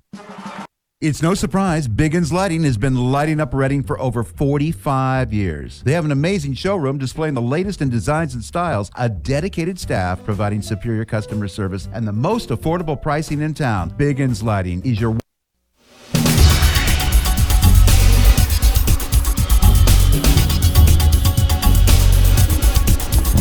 We're back here at West Hills College in Coalinga today for the opening day Shasta College football and for the season for the West Hills Falcons as well. Both teams look really good. Not bad at all. It's a very close game. Halftime 10-7 in favor of Shasta. It's a perfect day here in Coalinga for football. A little bit windy, but we can handle that. It's not an inconvenience at all. Your Shasta Sports Network brought to you by Omega Mortgage. They are the best in the business. You can meet the Omega team at omglending.com or give them a call at 223-1400. Also, Shasta Solutions that work for you. Hill Collision Center on board with us, as always. REU, Reading Electric Utility, and Boundary Waters. Michael Carnes. T-shirts, screen printing, embroidery, creativity. He's got it all and he can do it. And Tony Horde Photography, the official photographer of the Shasta Sports Network. Tony's been with us since the very beginning. He's a great photographer. If you need, portraits of your family or you want a Christmas card done, whatever it takes, he's got what it takes. He's got a good eye and he's got a good lens. And he'll be happy to take a look and see what you want to do. Go to his website, tonyhorde.com, and take a look at the gallery of images. Some beautiful pictures, especially headshots and face shots if you're looking for one of those things for like you're trying to get a job and that's what you use to apply a headshot. It's pretty common, pretty popular. Tony can do it all, and we are happy that he is part of it. Today, beautiful day, windy. It was a nice drive down here. We left Reading at 3 o'clock in the morning, and we got here, a few hours before game time, but we're crazy silly like that. We like to get here and stake out our territory and get set up and do all of our testing and make sure all of our stuff is set up properly and looking good. And we're right in the middle of the West Hills audience grandstands, right at the top in the breezeway here. And we got some very nice people here at West Hills College. They are spirited folks. Some of them are mouthy, but it's all in a good way, and it's all in fun, and it's kind of nice to go to an opposite or a competitor's facility in their house, and they treat you really well, and they take good care of you, and they're really nice. Eric Mendoza is the athletic director here at West Hills. When I found out that we were coming down here, we made a contact call with him, and he was very nice. Matter of fact, the first day that I made contact with him, that was his first day on the job here at West Hills. So we've communicated over the last several weeks, and he's been giving me updates on the air quality down here because of all the fires that are down here in Southern California area. And I'm happy to report that there's still a haze way off into the distance, but it's clear. Other than that, just a little bit of a haze. Where we are, we're like in a little bit of a valley surrounded by schools. This whole thing is one school. It looks like a massive campus. I've counted like 7 baseball fields already. It's a beautiful place. So Eric Mendoza set us all up, gave us all of our necessary information that we need to talk about his football team and things of that nature. So Eric, thank you so much. We appreciate that. Gina, the athletic director, she's been a wonderful additive to the Shasta Sports Network, very accommodating. Everybody has been wonderful, so thank you so much.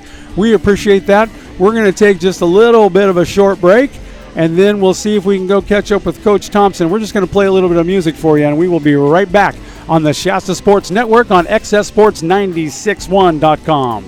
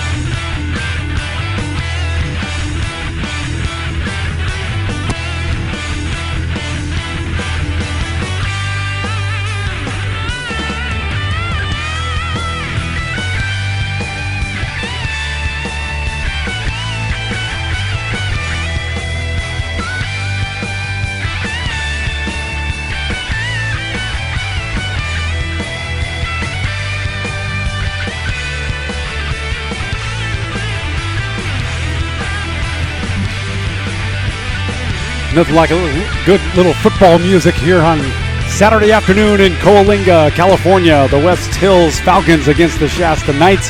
Knights lead at halftime, 10-7. That clock is winding down with about 6 minutes left. Shasta College, both teams are still not back out yet. They've got some a lot of talking to do. You know what I mean? Go ahead.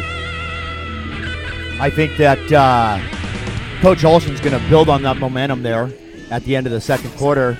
And actually, they're just starting to come back out. And I'm going to go out there and try to catch Coach Thompson from the College Knights.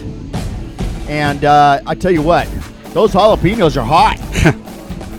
But I was heading down to the snack bar. People are very nice. The faculty that runs this place, very accommodating. She actually let me go to the back of the snack bar, pay for my food, and got me out of there. They're very kind here at West Hills College, and we love that. The Falcons have come out of the locker room, and they are working their way back out to the field. They are led by Cam Olson right here in the front. Yep, Kicker's doing a little practice. He just booted one into the grandstands. Oh, go ahead, keep that ball. Right in the seats. Get it signed. Take it back. Get yourself a snow cone. There's the guy right there. He told me, he says, boy, it's windy here every day, and it dives down and comes back. It would be terrible to be out on that field and play a 3-on-3 against each other, but it'd be a great day to fight kite. You're not kidding about that. Nice day. I like the surrounding rolling hills. Yes. 360 all the way around. All the way around. All the way. Okay, Gary, I'm going to make my way back down to the field. You're going to go track down Coach Thompson, Craig Thompson, head coach of the Shasta College Knights. Find out what how he felt about his team. I know that everybody's been chomping at the bit in the offseason, and a lot of guys been practicing and stuff. And, you know, what I would like to know, if you can ask him, is how has the preparation, specifically in the last couple of weeks, has it worked? Is he seeing what he's been teaching?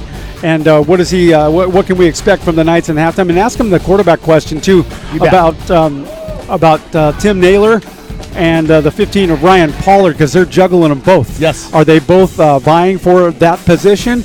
Is it work better for him to play them both? Yes. Or is somebody going to step up and be the number one quarterback for Shasta College? You got it. So there you go. You got your work cut out for you. Good luck tracking him down. I'm broiling my own sweat here, but I'm rolling. I'll be giving you some hand signals from up here. And I'll just keep an eye on you, and we'll make things go. Fun times here, Coalinga, California. Beautiful little town. This football field is natural grass, and it looks great. The maintenance crew, the groundskeepers here at West Hills have done a superb job with putting this field in perfect shape for this football game. And we'll see what Espinosa's got. I mean, Cam Olson didn't actually speak like we would expect of Espinosa in the first half. He says he's got to concentrate and make some changes and make things happen. I thought the kid was not bad at all. He's quick. He's got a great arm, and he's got a really good feel for the field of vision out there. When he goes back to pass, he checks all of his options. There's usually 3 or 4 options when somebody goes out to take a pass, and he's got his eyes on all of it. All of it. And doing a good job, too. So the Falcons are back out here, getting loosened up. And here come the Shasta College Knights. They are on their way right now. And as soon as Coach Thompson gets out here, we're going to get a word with him. Daniel Miller on the sideline for the Shasta Sports Network. Today's game presented by Omega Mortgage. The best in the business when it comes to anything mortgage related. They are good. Meet the Omega team at omglending.com or give Dan Landis a call at 223-1400. Tyler Whitlow with Shasta Solutions, the brainchild behind this operation, the Shasta Sports Network. He's put pretty much everything together technically and behind the scenes and software and anything that you can imagine. Tyler's put it together, and the technical quality of the broadcast is remarkable. So Tyler, thank you so much. You're our guy for sure. The Knights are back out on the field right now. We're waiting on Coach Thompson to work his way out. I think I see him. He's at the back of the end zone. Daniel's standing at the 20. and he's going to get a hold of him right away. And we'll have a little chat with the coach to see what he thinks about his performance for the first half and has anything that he has been specifically prepared for in the last couple of weeks. Are they executing the way that they planned to execute? We'll find out. Here comes Coach Thompson right now. We'll take it across the field to Daniel Miller. He is on the mic and ready to go. Take it, All Dan. right, thank you very much, Gary. We're here with head coach Thompson. I know it's been a long time coming. How does everything that you've been teaching panned out so far? Well, I mean, we're making a lot of first game mistakes. We haven't really gotten ourselves into a good rhythm offensively and at times defensively as well. But, we're making first game mistakes, and at times they're just coming at the wrong time. We're close on some things. We just got to get the guys settled down, and hopefully after this first half, kind of come out the second half and get ourselves going and kind of calm down, start playing good football and get ourselves in a rhythm. You've been juggling in between the quarterbacks, between Pollard and Naylor. Is it just to test them out, or? That was the plan coming in. We're going to start off with Pollard for 2 series and then go to Naylor for 2 series and kind of keep a rotation until we see one really step up and establish that he's really moving the offense and taking command of the offense and managing the game for us. And, we're still in that mode right now. We're still waiting for one of them to really just solidify themselves in that spot. The Falcons had a really good momentum going there at the end of the first half. What do you say to your team to stop that? Well, we kind of allowed them to catch up to our intensity rather than, us go out there and play at our level of intensity and force them to try to, press and push it. But they came out, got some momentum on them, and kind of pushed themselves to the point where we were trying to catch up on them. So we have to get ourselves ready to go out there and play and pick things up again and, nullify that first half momentum and take control of it again. Appreciate the time, Coach. We really appreciate it. Good luck in the second half. Gary, we're going to send it back to you. Nice job, Daniel Miller on the sidelines with Coach Craig Thompson. That's the recap from the first half. And now we're ready to get things going again. The clock is down to 0, been reset to 15 minutes. And the Knights will take the field, and they will be receiving. They lost the toss early on, and they will get the ball to start the second half. Mario Mazier is number 1, and he is back deep. And he's also back there with Carl Robergo, number 5. They are standing at their own 5-yard line right now. And the West Hills Falcons are ready to go. They are all lined up. The wind has died down at the moment, but the way that we have learned is that's the way that this particular city and area is. It just comes and goes. And it's hard to plan a day out blind a kite. The ball just fell off the tee because of the wind. So there's some adjustments. They usually give them a couple of times to make that happen. If it doesn't, usually another player will go down there and hold it with a finger for the kickoff. We're ready to go. Kicker, number 86, Cameron Horsting. He's out of Tulare, and he approaches the ball, and that's the kick. And it goes down to the goal line, and that is taken by number 5, Robergo. And he's up to the 5, 10, 15, 20, and he's got a little bit of room, and he's brought down at the 33-yard line. And this second half is now underway. And we're ready. The Falcons all charged up, fired up. Shasta College with the ball. They'll take 1st and 10. Just underway with the third period.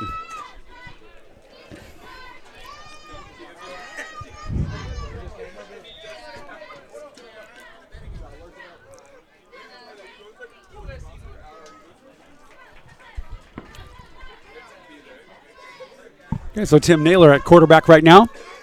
You heard Coach Thompson say that was the plan all along, to rotate both those quarterbacks. Naylor immediately drops back to pass, and now he'll step up into the pocket, and he'll tuck it in, and he'll run. He's across the first down marker, and he's still going. He's up down to the 40, 38-yard line before he's finally brought down. Tim Naylor with a big run.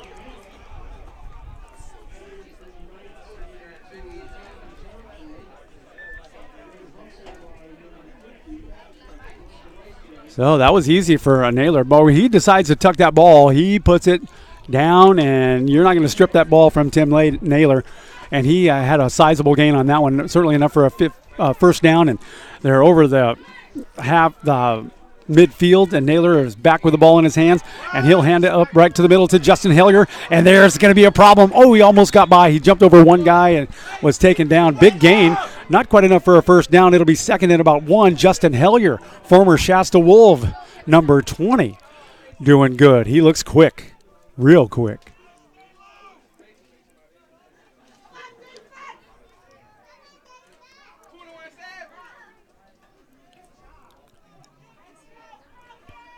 Seems to be kind of quiet all around as the winds died down.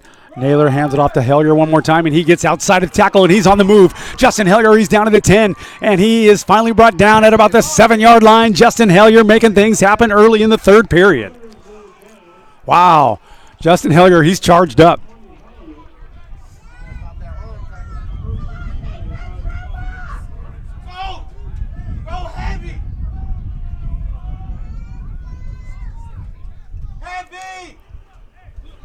Hellier remains on the field right now. He's staying in there for the long haul, and he's loving catching that ball.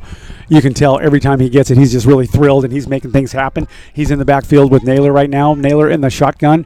Receivers out to the left and to the right, and he'll fake it this time to Hellier and hand it off to number 10, and that's going to be an easy score. Touchdown for Cody Sendorf. Shasta on the board. Touchdown. That was a very good decoy to Justin Hellier. Did you see that last run Justin Hellier made? Go ahead. I'll give you a microphone. Go ahead. You're hot. Yeah, Justin Hellier. I told you he'll make the highlight reel if he gets that ball. Yes, I did. I saw that. Security made me exit the field and walk around. And you told me I was looking like Marilyn Monroe, so I got you a Snickers. Nice. Extra point. Kendall Rasheen. There's the placement. The kick is up, and it looks perfect, and that'll be another 7 points for Shasta. 17-7. 13:24 to play in the third period. We'll just stay here. This is such a good time. Oh, I know. Such a good time. That security guard, yeah. Oh, man, I need the game. When I was sitting there talking to Coach Thompson, all of a sudden his watch started going off. Oh, really? I thought I brought his blood pressure up, but no, it was because the half was over and they were getting ready to go. So then security said, we need you to exit the track completely. So I accommodated them, and I went around because they've been nice. And good. He says, you know what, go up to the snack bar and get yourself a couple waters on it. So I did. We like the hospitality that we have received here at West Hills College. Yes. And it started several weeks ago when we called and made a cold call introduction to them. Told them what we were doing. They said, absolutely, come on down. We're happy to be here. They're going to come up to Shasta College next year, and we will give them the same treatment that they gave us here today. You bet. That's perfect. So set to kick off. So Coach Thompson anticipated that. That's what he wanted to do with the two quarterbacks. I was really impressed with that. It was part of the plan, man. Nice kick. I think he loves it when a plan comes together. Nice kick, and that goes into the end zone. And, boy, he thought about it for a second, Donadelli, but he will down it, and they'll bring it out to the 25, and that's where they will start. Boy, we're right in the mix here, aren't we? Yeah, we are. I love it being right in the mix. 17-7, 13:24 left to play in the third. Still a lot of football to go. If you're watching on our YouTube channel, there's a nice graphic of Coach Thompson on the left and Cam Olson on the right from Coalinga here, West Hills head coach.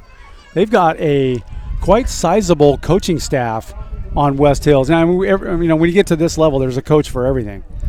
There's a coach for, offense, defense, special teams, running backs, quarterbacks, receivers. Defensive backs, linebackers. Got it all. Espinoza now, we'll see if he can put something to go. He's looking at the defense of Shasta College and not liking what he's seeing, so he steps up and starts talking a little bit of stuff to some of his own players just to change things around. And that is the play clock wasn't going. Oh. The play clock was not going. Oh, referee indicated there was a delay of game. And the coach didn't like it, and the referee is telling the coach what for.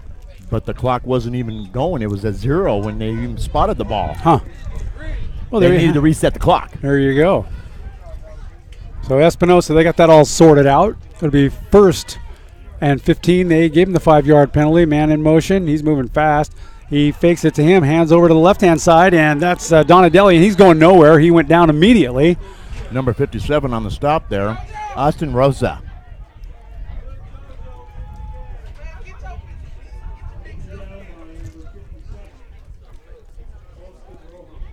Roja. There is some verbal characters in the audience. Yes, there is. They're nice. Yes. They're not out of line or anything, but it's fun to be next to them. Let me tell you. Oh, let me tell you. Yeah. And they gave me the business a little while ago. Oh, yeah. They said, were okay. hovering. They were hovering. All right, so Espinosa's got some work to do right now, and he's in the shotgun formation, set to take the snap. We got linemen pointing at defensive men, not sure what they're doing. There's the snap right there, and he looks to the left-hand side. It's a swing pass over to the left-hand flat, and that is complete, but still a loss of about 2. He'll take it out of bounds. He's brought down immediately. Number 3 on the stop. That's Donadell. He's been very busy today. He's had his hands on the football more than most.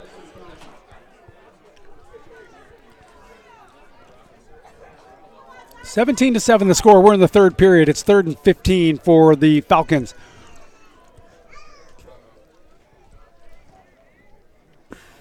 Espinosa is a very good quarterback. He looks, reads. Dumps it right over the middle to number 4. He tripped himself, but he did trip himself. Oh.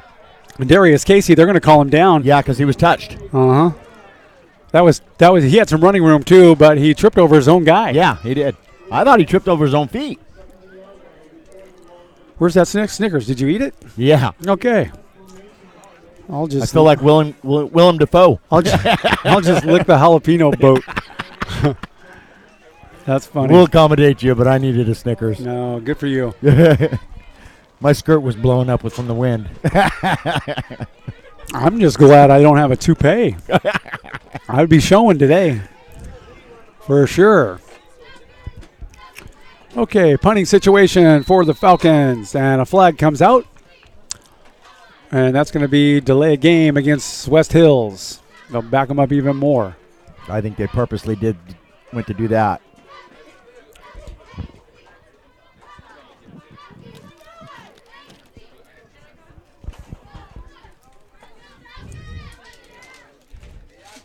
Carl Robergo from Homestead, Florida, defensive back for the Knights, is back to receive the punt. He is standing at the West Hills 43-yard line.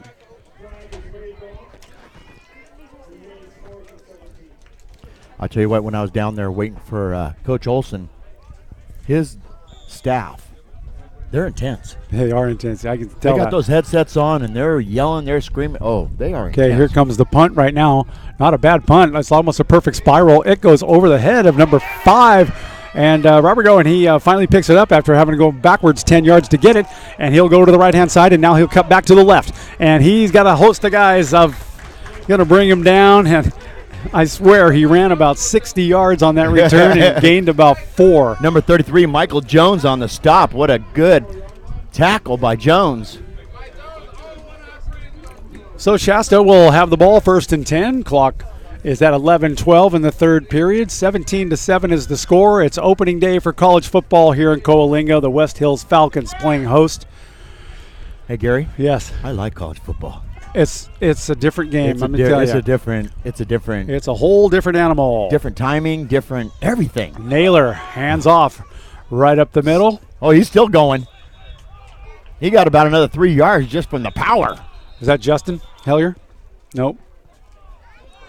Somebody lost his helmet Number on that 36. deal. Number 36. Yeah, he lost his helmet on that deal. Pua. He likes to be called That was the ball carrier, too. Yep. Okay, so out wide for the Knights on the left-hand side is number 14. That is Darius Haywood from Bellingham, Washington. And look who's in the backfield. That's right, Justin Hellier. And there was a little mistake and faked the handoff to him. A quick pass over to the right flat, and that might be enough for a first down. And that's number 10 on the receiving. He's been busy today, Cody Sindorf. Cody's had an impressive game. That will be enough for the first down for Shasta. They'll move the chains. It's going to be nice to now go over and see stats from the players because we looked at it earlier, like you said, and it was all zeros for both teams. J. Mack checked in with a return tweet. Thank you, J. Mack. Appreciate that. Fake handoff to Hellier. The pass goes to number 14 over on the sideline. It was complete. Darius Haywood picks up a couple, but not enough to help him out. It'll be 3rd down and long. Number 14, Darius Haywood. Darius Haywood, Bellingham, Washington.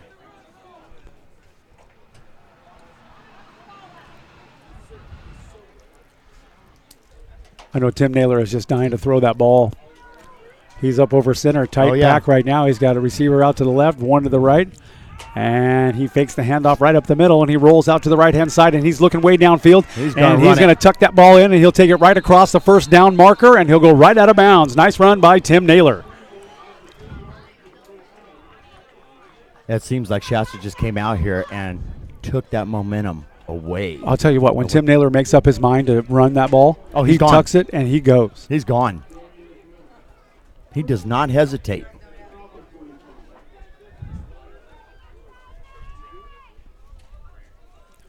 He's up over center this time. They mixing it up a lot. Sometimes he'll do, here comes the blitz too. And right up the middle goes number 36, the ball carrier, and that is Pua with about a 5-yard gain. Pua! So as I'm sitting there waiting for Coach Thompson to come out, every single player walked by me and high-fived me. Good, you're a celebrity now. I guess so. You better get some autograph cards there, buddy. I got to do a photo shoot first.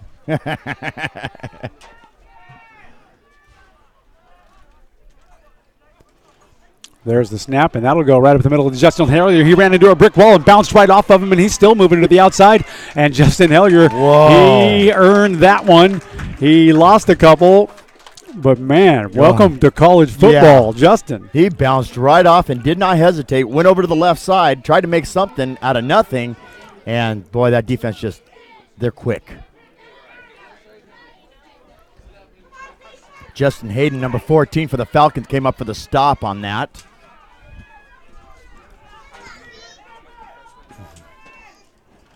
Fun to watch this Tim Naylor kid. He's a dedicated, committed. He throws it immediately right over the middle to the right-hand side, and that is tipped.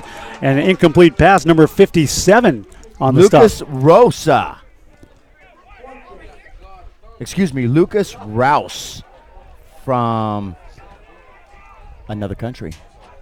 I can't even pronounce that. That's pretty impressive, actually. They seek him. What Olsen said, they seek him. Naylor's back in the shotgun set. Hilliard's the lone setback. He goes into the outside motion. There's a little confusion going on there. Naylor talking an audible, throws it right over the middle immediately, and that's a complete pass and a shot he took. Wow, number 23. 23 with a great Tony Penta. Tony Penta hanging on to that ball. Yeah, and that's enough for the first down. And Tony Penta is another one of those boys from Central Valley that used to grow up and play football together. Yep. Thank you, TJ Holmes, sports writer for the Record Searchlight, keeping us informed on things that we don't know. You've been doing this for a lot longer than we have, so we appreciate you being a part of the Shasta Sports Network, and you're always welcome to join us whenever you got the time. Handoff goes over to the left tackle side, number 36, the ball carrier. Pua. That's Pua. Pua. And he got taken down. Almost sound like Al Pacino there. Hoo-wah! Pua! 7:45 left in the third period.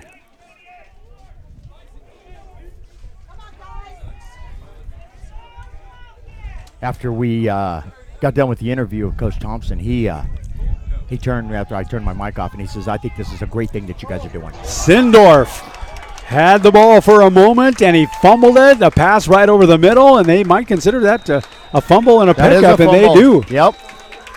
Boy, Sindorf took a shot. They're gonna talk about this first. I think so. I don't know if he had control of the ball. We'll find out. But I think that might be a fumble and a recovery by the West Hills Falcons. So that's good momentum for them.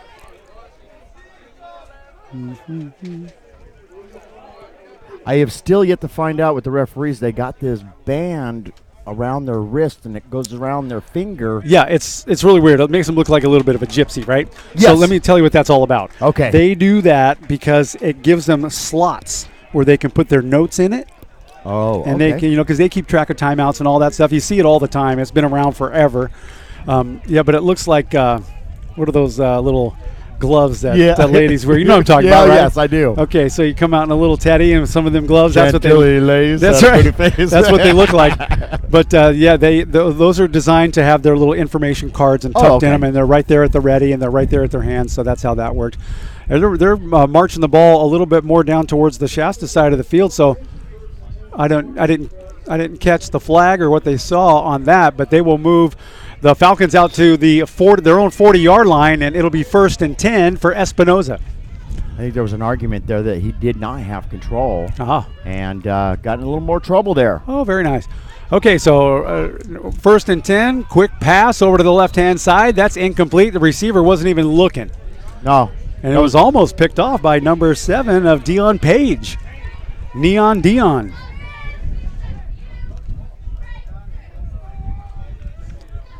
You know, it's really funny to me or interesting that we're at Shasta last night and they've got like 30, 40 cheerleaders. Yep. We're here at West Hills. They got 3. Yeah, 3 cheerleaders. I don't know if that's a budget thing. None over there for Shasta. Yeah, Shasta. They'll probably just do their home Shasta games. grandstands. They're right in the sun. Here comes the long ball by Espinosa. And there's a flag on the play. That's going to be pass interference on number 7. You know what? Dion Page. I don't know. They got tangled up. They just tripped over each other. That's all it was. Oh, and number 1 comes up hurting. Comes up limping. That's Donadell. He's a big factor in this game and has been. So we'll see how they call this. I think that's probably going to go against number 7. It does. Yeah. So pass interference, and they'll march it down the field. That's a free 15-yard play right there. That's, yeah. Boy, I think he got his hair yanked. That's why he tucked his hair back up underneath his helmet there. And here comes the wind again. Yeah. Oh. Okay, what else? Oh, they called it against West Hills. Yes, they did. They changed it. You know, from my vantage point, it just looked like they tripped over each other. It's a foot thing. It was incidental contact, but nevertheless, they back them up. It'll be 1st and 10 at the 35-yard line of the Knights. Falcons have the ball. Espinosa, and he's got his work cut out for him. If you listen to Cam Olson at the halftime, he wasn't real pleased with his performance. No, he wasn't. And he'll see what he got right now. He rolls out to the right. He looks over, and he just throws it out of bounds, and he gets drilled by number 40. And, man, what a hit that was. John Velasco. Velasco there. Boom. And Espinosa's a little slow getting up. Yeah. Oh, he's still down. He's holding his knee. Oh, he's holding his knee up. That's no good. No, Coach Olson expects a lot more out of Espinosa. He does. Well.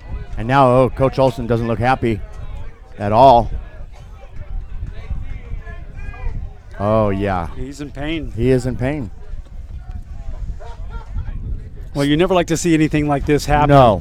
No, you don't. But the advantage of that, if there is such a thing of an advantage over an injury, we will get to see who their backup quarterback is and how that guy can do.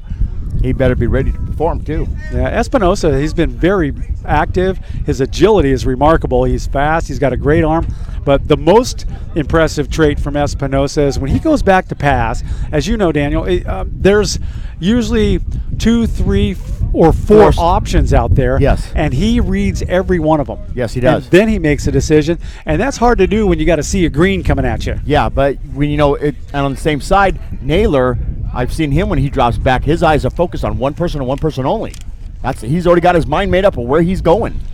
Yeah, he's precise, Mr. Naylor. We thank him for joining us on the pregame show. He was a really good interview. Oh, he's a fantastic really good guy. interview. And we're going to be talking to him a lot this year. Oh yeah, he's like a little kid out there again. He's loving it. He wants to throw the ball. He wants to go down the field. He's right in his element, Mr. Naylor. I think he wants to call his own plays too. Espinosa's still down. It looks like they're going to try to get him up. He's moving slow, but he was in definite pain. You can tell, and it's definitely a knee because he is slowly and gingerly walking off. He is walking off under his own power, but boy, he is tender. We're on the wrong side of the field, Gary. We better clap. No, I don't mind clapping. It's been fun to watch that kid play. Yes. It's been a lot of fun. Vincent Espinosa, he's a sophomore. He's a youngster, 6'3", 210. He is from Madera. Madera, California. Yeah. 210 pounds, 6'3". Big quarterback. Okay, so we got a new quarterback in, and that'll be number 12, Jadaris Bradwell.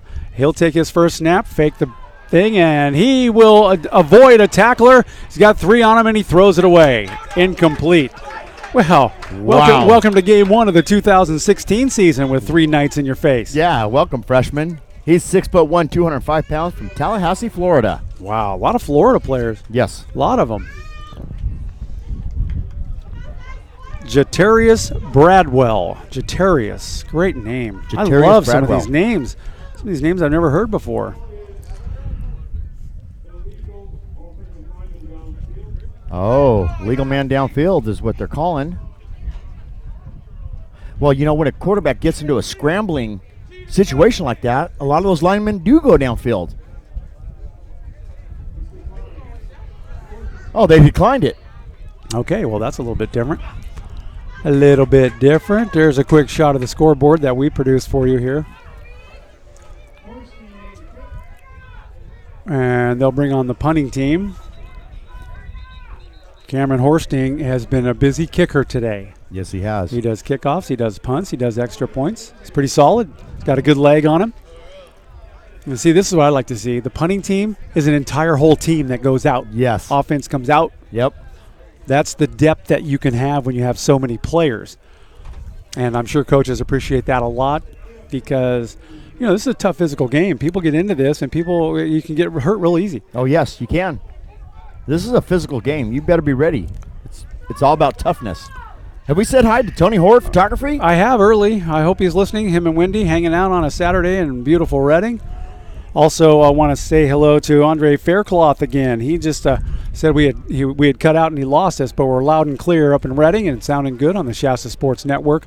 Broadcasting simulcast on XS Sports. Their website is xs961.com. When there's a Giants game on, they'll run the Knights game on, or a Shasta High game on their website. But if the Giants are not playing, they will run it on their radio station. But the Giants were playing earlier today, and they didn't want to pick it up about halfway through, which is totally understandable. Yes. But XS Sports, the #1 sports station in Reading, they got your local football here, Shasta College and Shasta High School, and we'll cover a lot of games with Enterprise and Foothill and, everybody the around. River Bowl. The Division II, Red Bluff, Paradise is all part of that league. Chico, Pleasant Valley, they're tough. Foothill. Pleasant Valley is really tough, but they got their lunch handed to them last night. They got beat yesterday. Yes, they did. And we'll try to keep you informed of all the stats and everything going on in the football world in Northern California.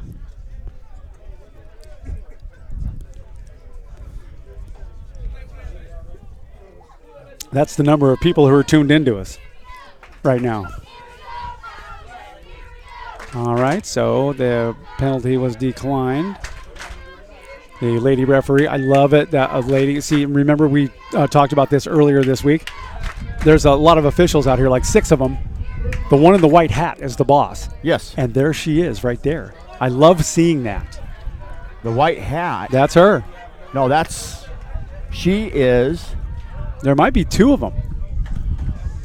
Okay, so we got a snap right there. A new quarterback in. He looks around. He's throwing it away. Oh, that's way up high. Nowhere to go. He threw it out. Somebody in the first row of the grandstands could have picked that one off. There she is right there, Gary. The line. She's got the L on the back of her. Lineman. She's a lineman. That's her. Wow. So Jatarius Bradwell is having a rough go getting tossed in there after Espinoza.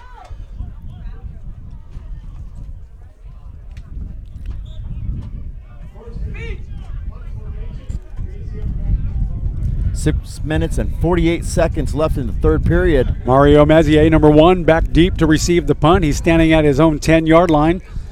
Punter grabs it. He'll kick it from the 44. Beautiful Perfect pump. spiral. That guy can kick.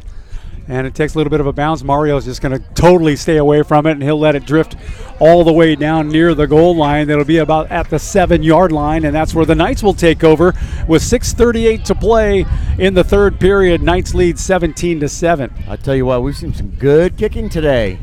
We have.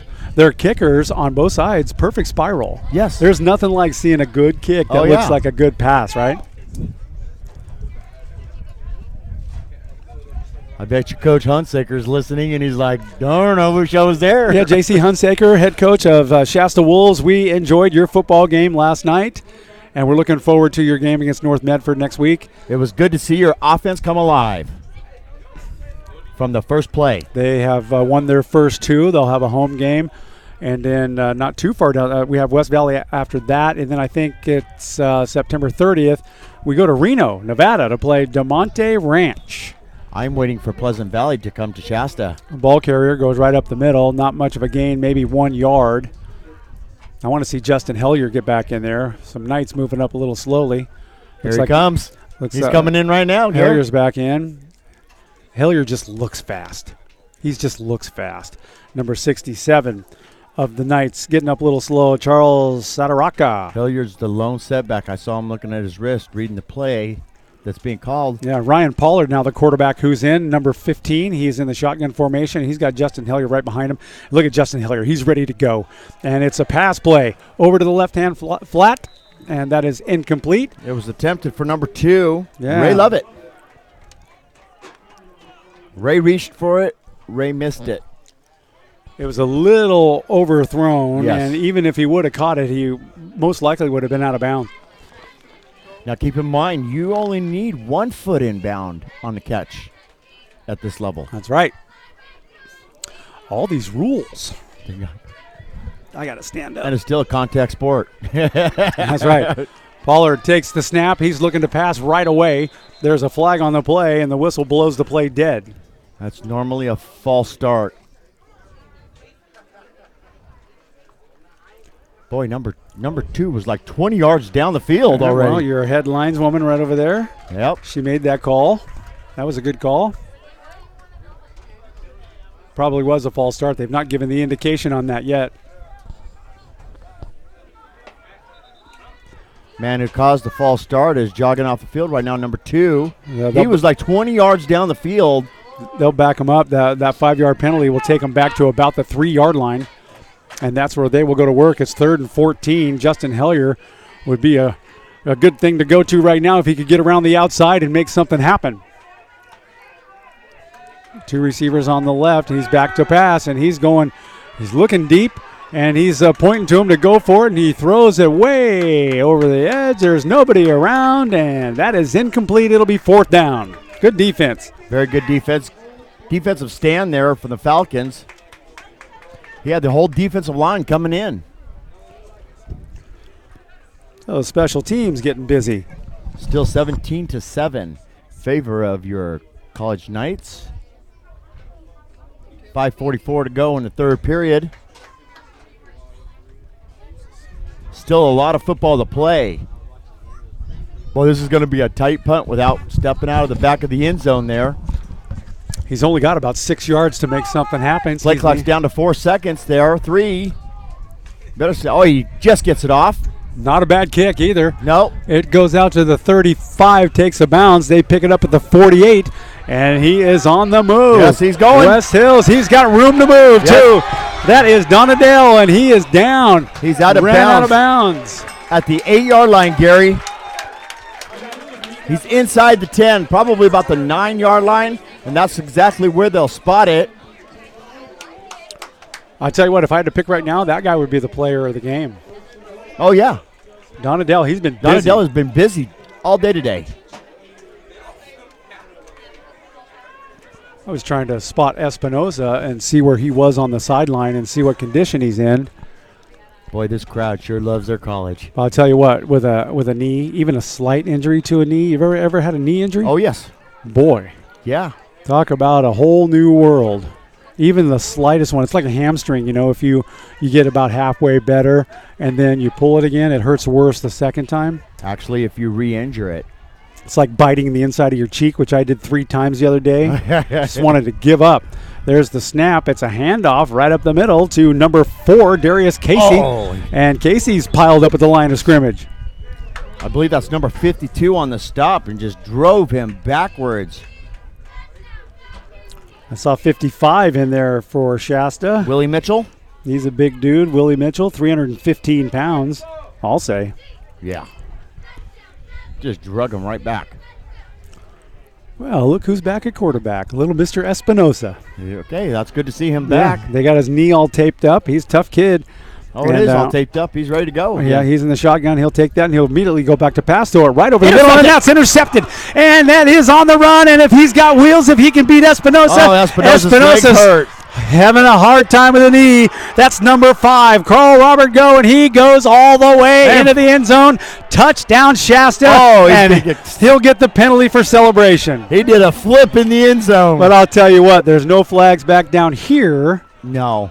They'll do it on the kickoff there, Gary. I don't know. He did a flip. No, they're giving him the touchdown.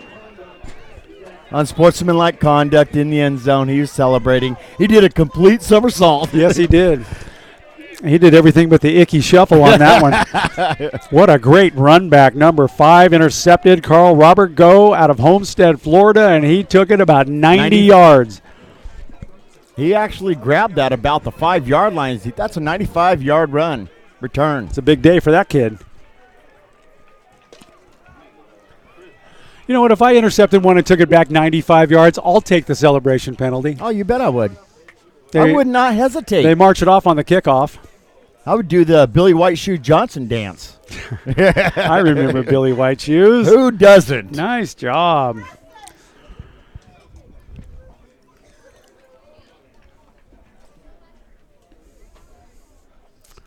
That was a 95-yard return. Fantastic. TJ Holmes, if you're listening, that was a 95-yarder, and that was an interception is what it was. And Carl Robert Go, defensive back, he's a sophomore. And you know what? Espinoza, had he not had that slight knee injury, he would have caught him. He would have caught him. Yes. Like 50 yards ago. He would have caught him. But Robert Go, he just was on the move, and he just couldn't get him. And you could tell his knee was hurting him when he was chasing him down. Robert Go, play of the game right there.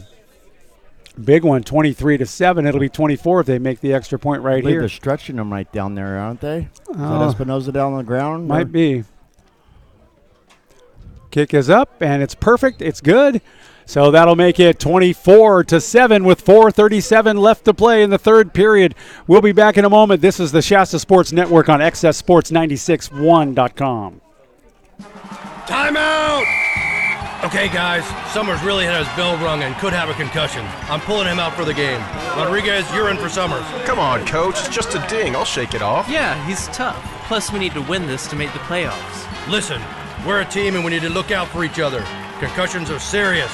No game is more important than your health. Take concussions out of play. If you're a coach, know the warning signs and never let athletes return to play before a healthcare professional says it's okay. A message from CDC.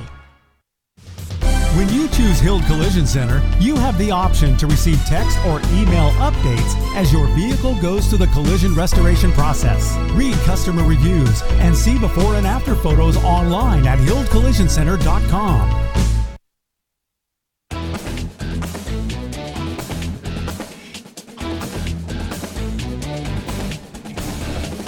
We're back here at Coalinga after a big play by Carl Robert Go. 95-yard return on the interception, 24-7 Shasta, 4:37 left to play in the third. And Gary, he read that quarterback all the way. He was all the way over on the left side of the field, came right through the middle there, and just read the quarterback's eyes. That was a beautiful interception. That's going to be a fun bus ride home for that young man. Oh, yes, it is. And with all the jalapenos I've had, it's going to be fun for you too. Looks like we're going to be making about 7 pit stops. Those jalapenos are actually good. There's a kickoff, and that is picked up. Well, bobbled a little bit by number 1, Donadell. He's been very busy today. Runs into his own guy, backs off, goes the other way. Now he's running sideways. He'll cut back, go this way, and he's got a little bit of room. He has got some moves, that kid. And he's up across midfield, and he's finally taken out of bounds at the 46-yard line. And there's a flag on the play. There comes another flag on the play. That's a late hit. What a return. That kid is exciting. He's got some moves. Whew.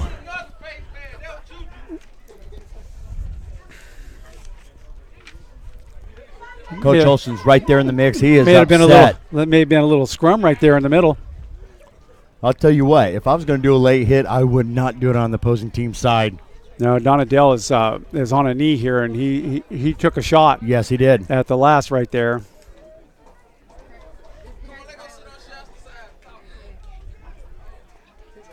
Looks like number 16 there on the stopper, number 31. Okay, so TJ, thank you for the pronunciation guide. We appreciate that. This number 5, Carl, is Robert Joe. Robert Joe. Robert Joe. Yep. I was thinking about that because the last name almost looked like Gastineau. I know. But Robert So Joe. that's going to be a penalty against the Knights, and they'll march them down 15 yards.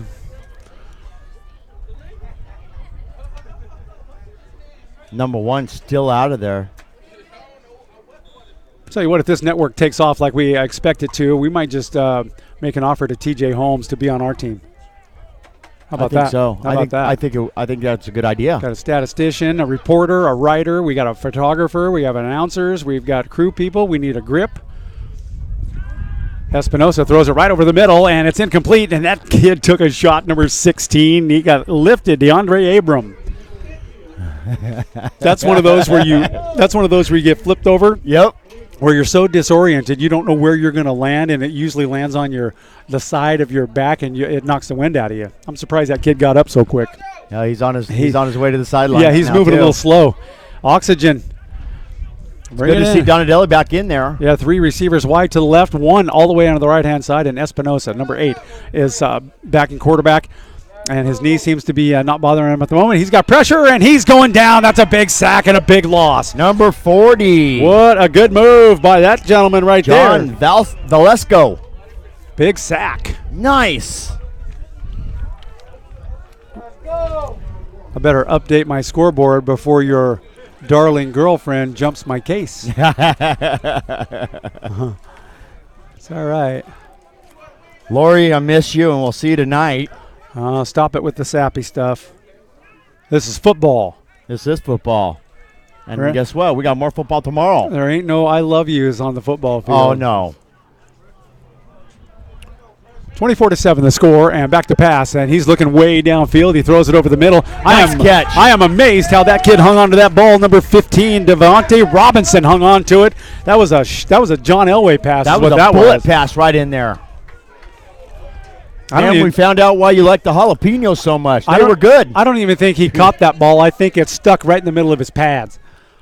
That was a hard thrown dart. And he grabbed that, came down with it, and he was also being double covered. He did have 2 guys on him. Yep. That's called thread and needle. We're going for a field goal here. 4th and 10. Ball at the 30. It'll be about a 37, about a 47-yarder. And that's not going to come anywhere near close. No, and he's got it. Take it. He's going to run it back, too. And he is coming out to the 10, 20. And he's still out a little bit there, Gary. And look at that. He finally goes out of bounds. You cannot relax after you try to kick the field goal. That was a good run back right there. That was a great run back right there. Out to the 40, 42 or 43 is where they'll mark it.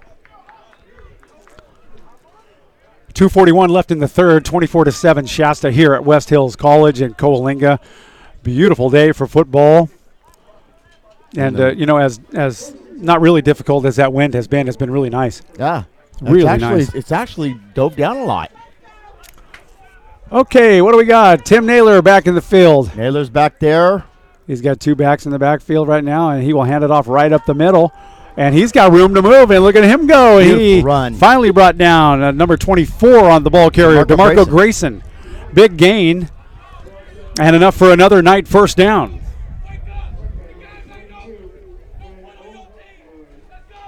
We got players yelling at each other on the West Hill side. He's letting his team know. He plays with a lot of passion there. That's number 15. That's Devontae Robinson. He's telling his team, let's not quit. We don't stop. We don't quit. Tim Naylor still out on the field right now. He's at the quarterback position. And here, DeMarco Grayson is having a very good game. He's number 24. He's in the backfield. You notice they put 2 backs there now.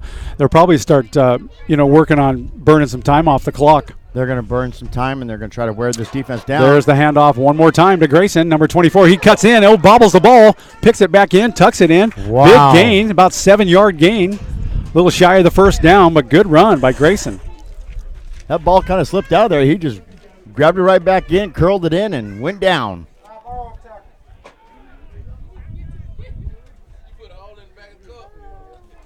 Naylor still at quarterback. He wants to throw it. Yes, he does. He's got a whole list of plays taped to his arm right there. You see him taking a look at him.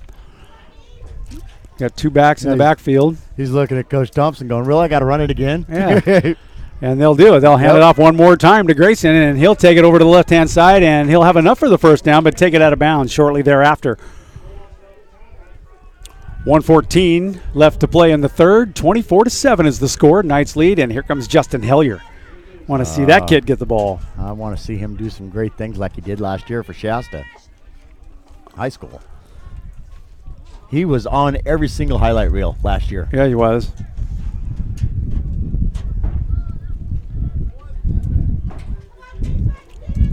Oh, look at it, though. And he fakes the handoff, and he jumps back to pass, and he throws it way downfield. And that is overthrown just by a little bit. Number 19, the intended receiver, and that is Gerald B.J. Brown. He tried to make an adjustment on the ball there, but he just didn't jump up. He missed time to jump there. I want to say hello to Tim Scarborough in Reading. He's listening to us. He's been with us ever since before we got started, and he's listening today. So, Tim, thank you. He's given me some little tidbits on Tim Naylor, Timothy Donald Naylor. He always thought T.D. Naylor would have been a great name for a football player. T.D. Naylor would be a good football. There's a man down there for the Falcons. No, I think Willie Naylor. Willie Naylor. How about Willie Naylor? So there is a Falcon down on the field. We'll see if we can get that number for you and find out. And he is down at that. Also, Danny, looks like another knee. Yes. Problem with the knees. Especially with a lineman or a defensive no lineman. Good. No bueno. Good. And he's in pain. He's writhing around on the ground. Left knee. They're telling him just to lay down, take it easy, They're going to bring the card out for him. They might need it. They're going to work on his knee a little bit out there on the field. While they're doing that, we'll take a quick break, and we'll come back here in a moment as we wind out the third quarter. 1:06 left to play, 24-7. You're listening to the Shasta Sports Network on 96.1 XS Sports. Warning. Orthopedic surgeons are seeing an increase in overuse injuries when young athletes perform the same repetitive stressful motions over and over. Pitching, tennis, weight training, even long swimming workouts can cause overuse trauma that may require surgery. If your kids play and train hard, visit orthoinfo.org or stopsportsinjuries.org. A message from the American Academy of Orthopedic Surgeons and the American Orthopedic Society for Sports Medicine. For over 50 years, Hild Collision Center is still family-owned and operated. It all started when Art Hild opened his first body shop in 1965. Today known as Hild Collision Center, the North State's most recommended full-service collision repair business. The Hild family is proud to continue business in this great community. Every year brings new changes in many forms, from new vehicle models, training and equipment, new technology in aluminum bodies and frames, computers, airbags, and Pearl Clear Coat paints. You can be assured that the team at Hild Collision Center are the best in class. The Hild Collision Center family would like to say thank you to the North Valley for trusting them with your collision repairs and allowing them to grow and support our community. Hild Collision Center on East Cypress Avenue in Reading. Online at hildcollisioncenter.com or find us on Facebook. Hild Collision Center, where you're always a satisfied customer. Tim Naylor throws a little swing pass over to Peyton Spencer. Very short gain of about 1 yard on that.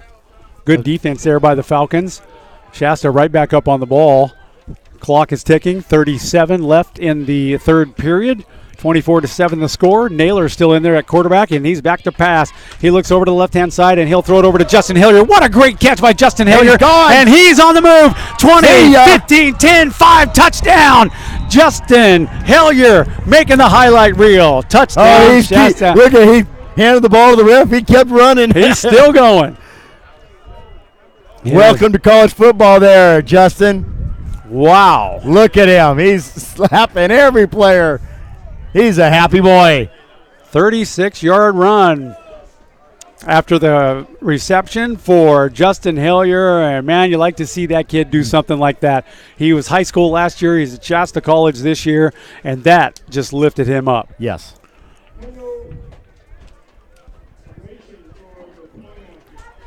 Illegal formation for the point after is what that call is.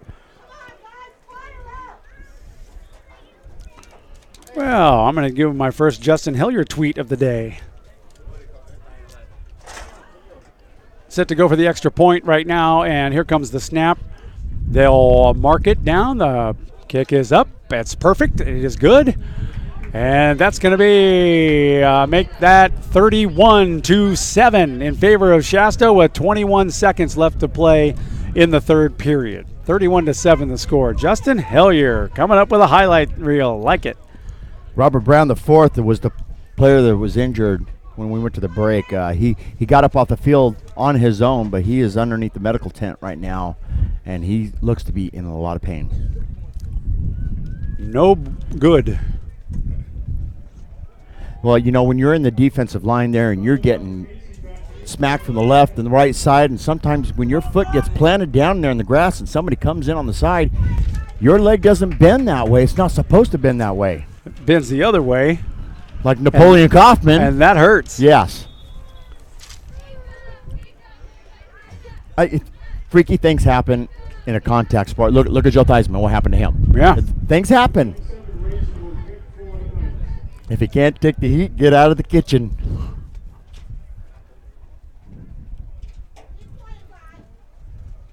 This game is played with such emotion and such sportsmanship and such talent. And it's all a contact sport. I'll tell you what, I'd like to be sitting next to Justin Hellier on the bus on the ride home. Oh, yes. Kind of a short kick, but it's up in the air, and it'll bop it down at the 35, and it'll go out of bounds.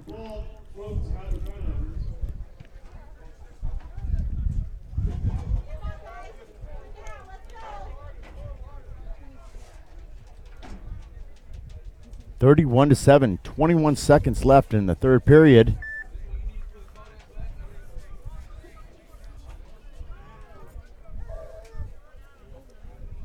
It's been a 2.5-hour game so far, Gary, and it's been fun. It's really fun for me to see all the guys who came from high school ranks last year that are on this college team who are doing really well today. Yeah, we went over that list last night. And I don't know if you remember the numbers that I said or not, but I think you said I was pretty close. Yeah, you were. Yeah, you got me doing a lot of studying these days. You got more than my teacher, Mr. Brousseau, did in school. No, I'm just a better teacher. How about that? 21 seconds remain in the third period, 31-7 Shasta. It's kind of a lull down on the field right now. They're trying to figure something out.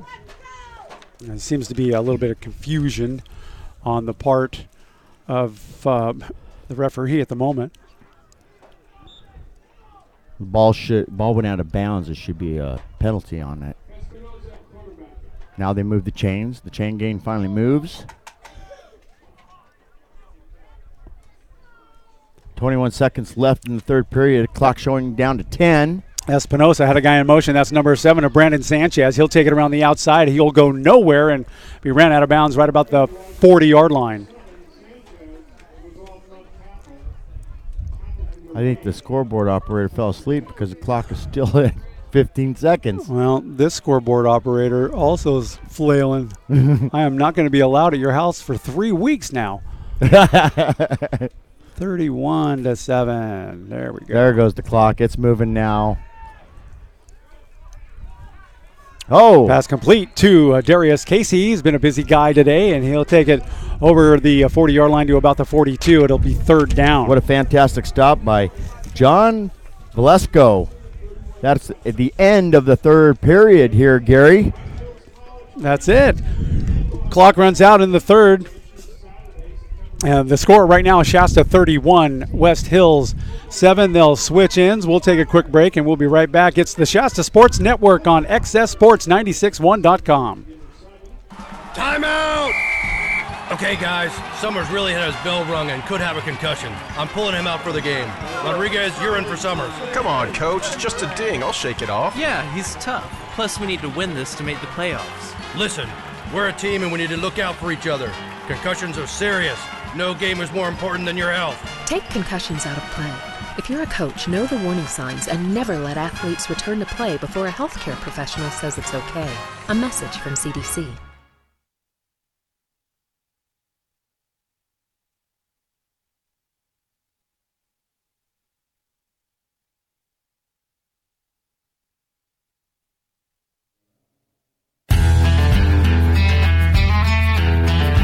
Okay, yeah, well, scoreboard operator must have ran and got a hot dog because they haven't even reset the clock yet for the fourth period. Shasta's out on the field. West Hills now coming out. We got some new people following us on the Shasta Sports Network Facebook page. Of course, TJ Holmes with us. Tim Scarborough been on the broadcast most of the day today. Kelly Brooks, who's works out at West Valley High School. Ryle Webster, Mike Chapman from the Record Searchlight. Nice. Jackie Stewart, a teacher in Bernie, and Elke Bibbins. She's administrative assistant for Belfort Property Restoration. There's a long pass down the sideline. That's incomplete and out of bounds. Well, it's nice to have all of you listening. Glad to have you on here. Daniel Dozier, thank you so much. Daniel, nice to meet you. We've got a following. That's good. It's fun. It's just we're having so much fun doing this football thing. Shasta scoring 3 touchdowns, making the lead 31-7. That's all in the third quarter. Going into the fourth, 14:55 in the final stanza. Gary, I look behind us, and you can still see where the big surf fire is. Oh, bad snap! They're lucky to pick it up and get the kickoff. That's an end-over-end kick. And Mario Mezier, it just stays away from it, and they'll let it come to a slow crawl, and they'll down it at the 17-yard line, and that's where the Knights will take over. Yeah, you can still see the fire. They're going to Big Sur right behind us there, beyond the rolling hills. Nice mountains around this area. Love it. A lot of oil fields down here. And we're actually, when we pulled in, we're not too far from Taft. Well, we won't be going there. Good. No, I want to go north. And thanks for breakfast this morning. That was good. Well, should we call it brunch? Yeah. I'm in the mood for a big pizza when this game's over. All right, so Shasta up on the ball right now. Ready to make something happen. And that's number 15 at quarterback, and he has to make a stutter step and juke, and he's going to tuck the ball in, and he'll run it out of bounds. Back in at quarterback, Ryan Pollard out of Reading. Shows a lot of speed coming out of the backfield. Yeah, Shasta College is strong in the quarterback department. Real strong. Do you think Thompson's going to run 2 quarterbacks all year long? I don't know. That's the plan? It just all depends. You never know. One's got quick feet, one's got a good arm. And then one's got a good arm, one's got quick feet. Hey, Andre Faircloth, thank you so much for your message. We appreciate you listening today. We are enjoying what we're doing. We're going to be with the Knights all year long, home and away games. There's a fumble on the play, the 24 of Grayson. Dropped the ball, and we'll see who's got it. Knights recovered. The Falcons are saying we got it. Referees are saying the Knights got it, and they have final say.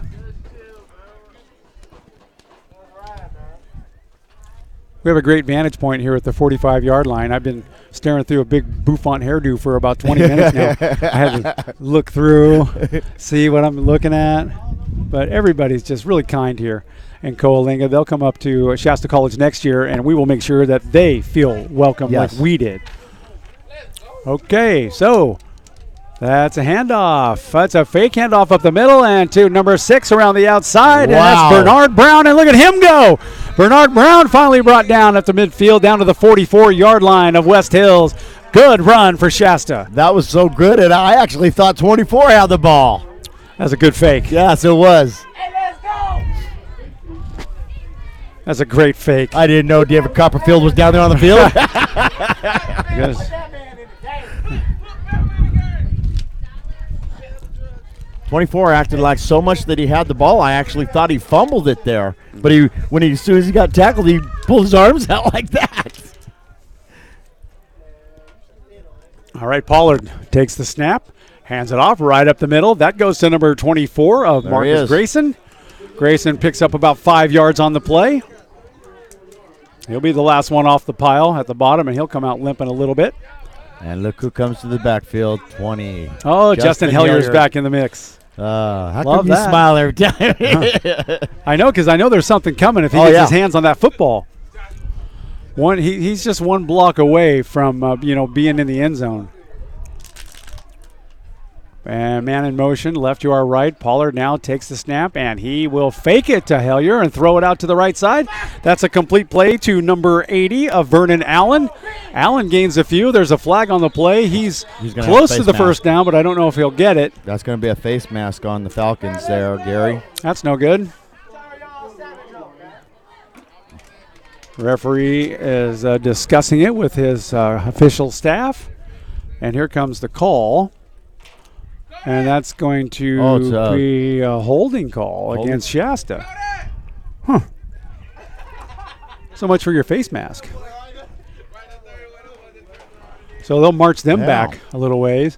12:29 left to play in the game. 31-7 in favor of Shasta. We appreciate everyone listening to the Shasta Sports Network today on XSSports961.com. Thank you, folks. We appreciate it. We're getting rolling. Please share the information about the network. We're trying to build something here in support of the Shasta Knights and the Shasta Wolves and all the other teams in around Northern California Division II High School. So help us out by passing it along. We're going to be with them all year long, and we could not be more pleased and excited about it. Pollard now set to take the snap, and he'll drop right back to pass. He throws it over to Justin Hellier, and Hellier got hit once, and he's skipped out, and now he's still moving around the outside. He'll stutter step, and he's still going, and now he's finally brought down at the 29-yard line. Justin Hellier having a great day. Nice. That was a nice catch and run by Hilliard. Once that first guy misses him, he's gone. He makes things happen after the catch, and that's what we like. He's fun to watch. It's fun to call a game when you have players like that, and he's still back in there. He wants the ball. Yes, he does. I think he just leaned into Naylor and went, give it to me. That's Pollard. And in motion, and he'll hand it to, fake it to Hellier. Number 6 will take it around the end. Bernard Brown for a pickup. He get about 5 on that play. Shasta's just chewing up the clock. Yep. Here in the fourth quarter, clock is running. 11:30 left to play. Seems like all the players are out there in slow motion right now. They're taking their time. They're going to run the play clock all the way down. Well, I mean that on the defense too. Oh yeah. They could be tired. 31-7. Bernard Brown is flared way out to the right and trying to put himself in a position. A little stutter step by quarterback. Hands off right up the middle to number 24, and that is Grayson. Grayson will get out, and he will have another first down. Shasta just driving it downfield. They're inside the 20 now.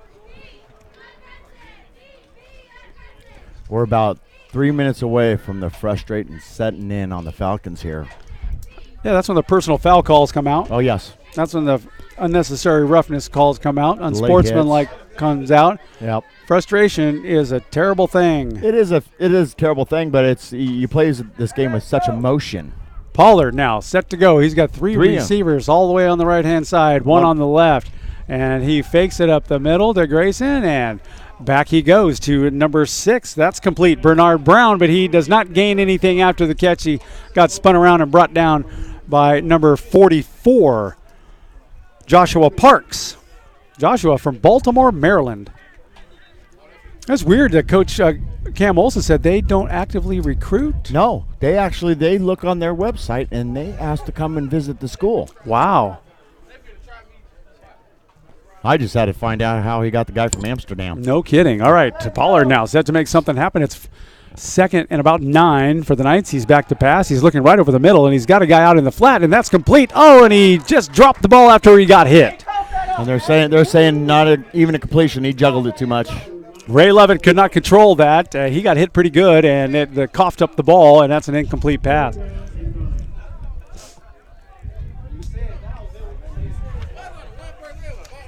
Third and 9 at the 18-yard line. Actually, pretty close to the 18. I think they're going to line up in the I formation, and Hilliard's back in at the. They got 2 guys in the backfield now, and Pollard right there, and Pollard repositions Justin Hellier, and I hear somebody yelling for a timeout, and they'll take that timeout right now.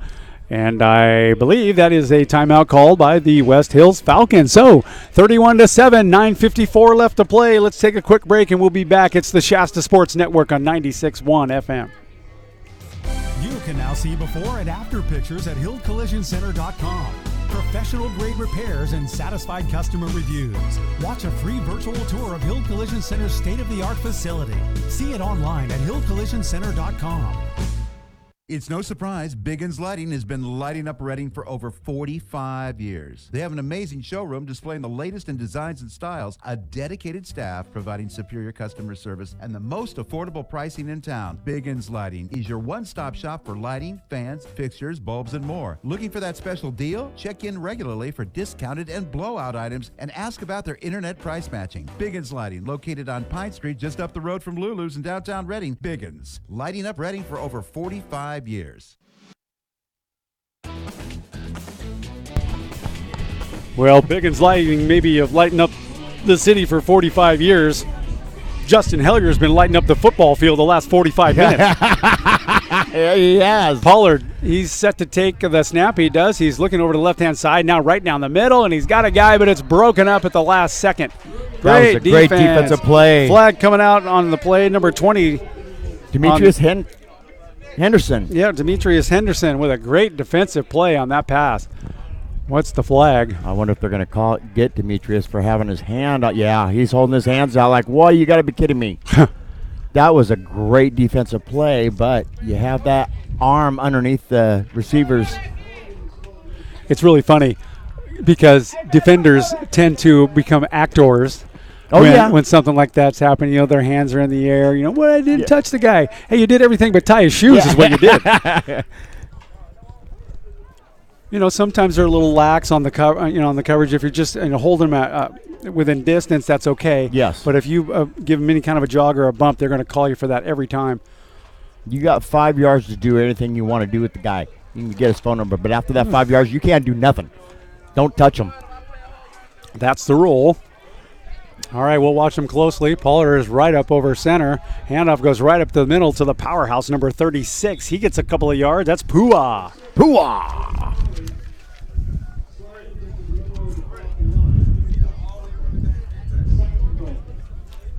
Look at the whole crew is just really slow getting up. And Pua at the bottom of the pack right there, or the stack. He's the last guy off the field. Beautiful view here, I'll tell you. It's a nice place. I like it. And what makes it even more nice is the people that are running this place, West Hills College. They've been very nice, cooperative. Cam Olson, he didn't have to talk to you. He was busy. His team was down, and he needed to talk to him, but he gave you some time, and we appreciate that. Yes, we do. And there's a whistle now. They're going to call a timeout. Shasta will call a timeout.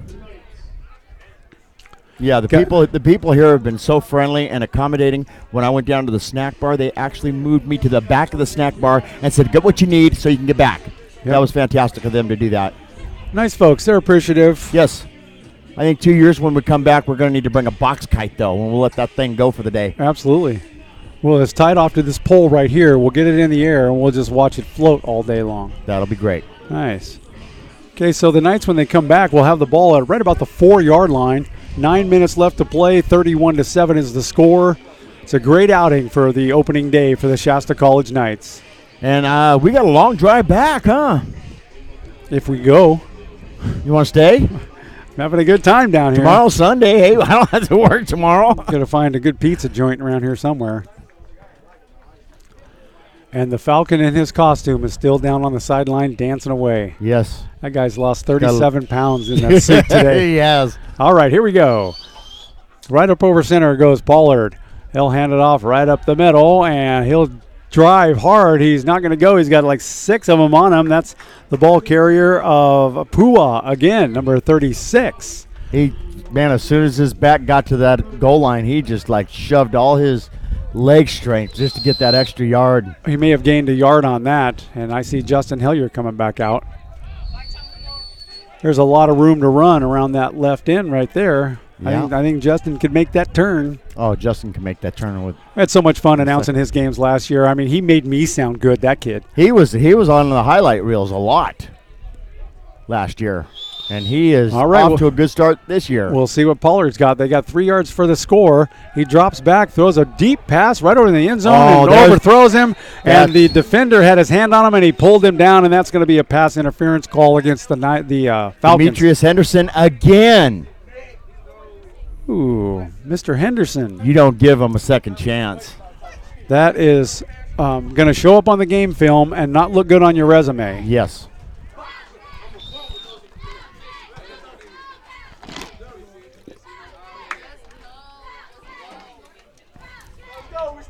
You know, we checked the weather report when we were about 3 hours out, Gary, and it has turned out to be exactly what it said. Yeah, very nice. And a little humid, but it got the breeze going. Temperatures in the upper 80s here at West Hills and Coalinga. You're right, it is a long drive, but it was totally worth every mile we made. Oh, yes, it was. Pollard now with one guy in the backfield, and that's number 36, Pua. We'll see what he's got. He'll fake it to Pua, and he'll run around the right-hand side, keep it himself, and that's going to be a touchdown, Shasta. Pollard with a run around to the outside. 3-yard run and a touchdown for the Knights. 8:06 left to play. Tending the extra point. Be 38-7.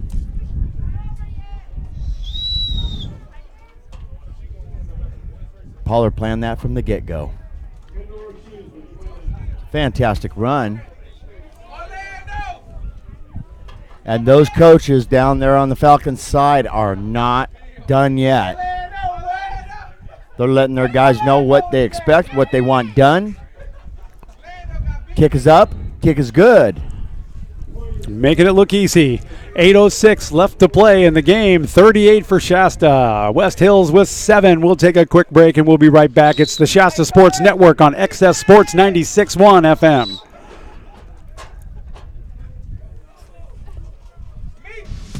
For over 50 years, Hild Collision Center is still family-owned and operated. It all started when Art Hild opened his first body shop in 1965. Today known as Hild Collision Center, the North State's most recommended full-service collision repair business.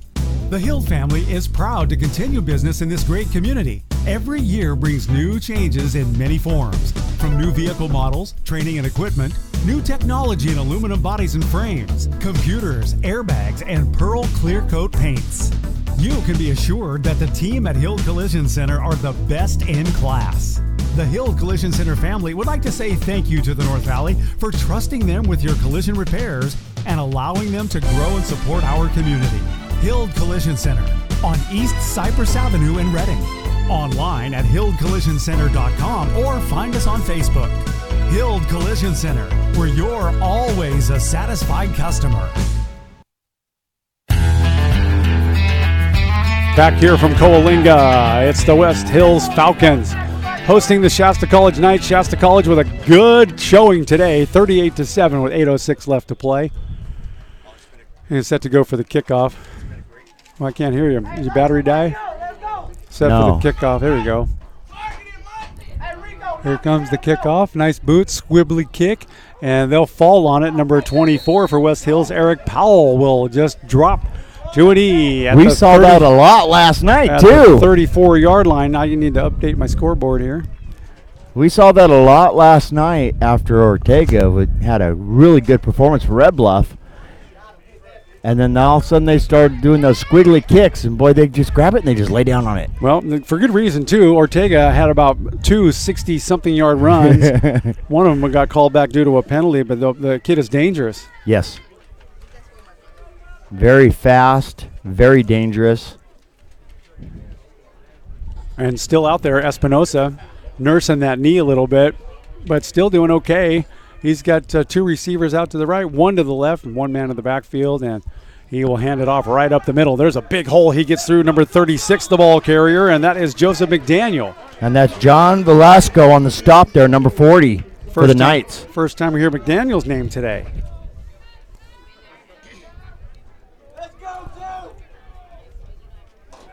Clock continues to run. 7:45 left in the fourth quarter. 38-7. Favor of the Knights. What a great game. Here comes the snap. Espinosa will take it. He'll hand it off again. Same play as last time. He goes right up the middle. Just barrels through and gains a few more, and enough for a first down for the Falcons.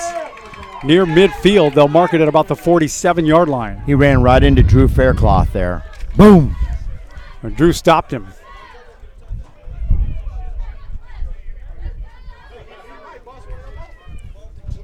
Clock's ticking at 7:20 right now. Espinosa, he's got receivers all over the place. 2 on the left and 1 on the right. And he'll set to take this snap right here and try to make something happen. He'll hand off again right up the middle. The 36, the powerhouse, the guy with the run. Joseph McDaniel again gains about 6 more yards on that play. And Faircloth again on the stop there. Well, Gary, I guess that the payback that they wanted to bring against Shasta didn't exactly go their way. Not exactly. Now, but these two teams could meet each other again at the end of the year. They did last year. Back to pass goes Espinosa. Now he's having to scramble, rolling out to the right-hand side. You couldn't tell he's got a messed up knee. Throws it all the way across the field. Oh, what a great diving catch. Beautiful catch. And they're going to call that a good catch. 16, DeAndre Abram. He takes it all the way down to the 14-yard line. That was a good diving catch. He had that defender right on him. We got flags back at the line of scrimmage. Could be a holding call. Well, anytime a quarterback rolls out like that, it most likely. Patty Green Hill, thank you so much for tuning into the broadcast today from Andrew Jackson High School. Thank you, Patty. Love that. Ron Mosier up there at Bernie, Fall River. Got an eye on an ear on the broadcast today. Nice job.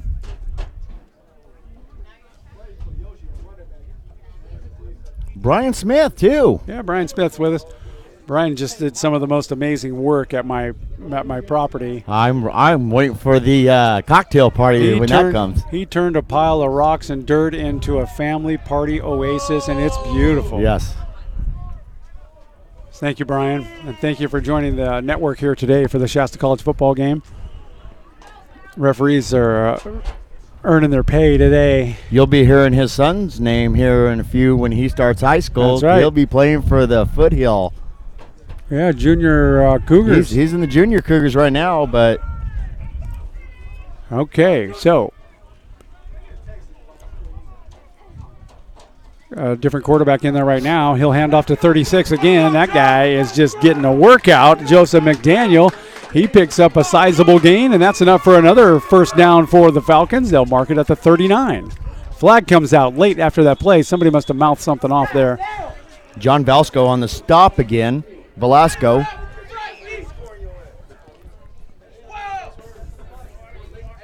Well, didn't we say about 3 minutes away from the frustration setting in? Here it comes.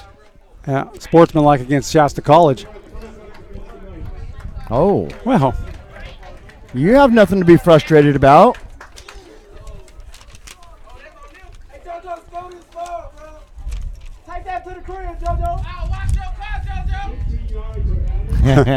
Take that to the crib, JoJo. I love these fans here at West Hills College. That's awesome. They have been a welcome addition to this broadcast today. Yes, they have. That's going to be first down and 10 now for the West Hills. Jazarus Bradwell now back in at quarterback. He's looking to throw it. And he underthrows his receiver. There's a flag on the play, and that might be a pass interference call on Jordan Johnson, number 34. I love it when they get up and go, they look around like they, what did I do? I wasn't even in the play.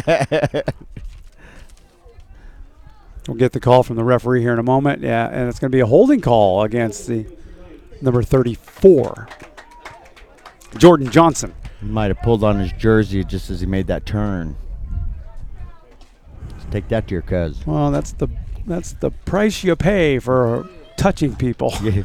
Hey, this is a contact sport. We've always said it. It really is. Okay, so they'll move him forward about 5 yards. That'll put the ball at about the 15-yard line. West Hills in good position inside the red zone, and there's the snap. It's a pass over into the left flat, and that's incomplete, intended for number 1, Donadell, and that he was hoping for a pass interference call, didn't get it. Incomplete. So when they don't catch it, how come the wide receiver turns into an actor? I don't know.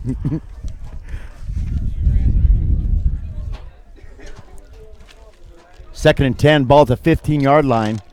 6 minutes and 15 seconds left in this game. Jatarius Bradwell, your quarterback right now for the Falcons. He's looking to pass over the middle. He's got a guy. I'm not sure if that was considered a catch or not. They're going to say no, incomplete. No, incomplete. The ball hit the ground. Hit the ground.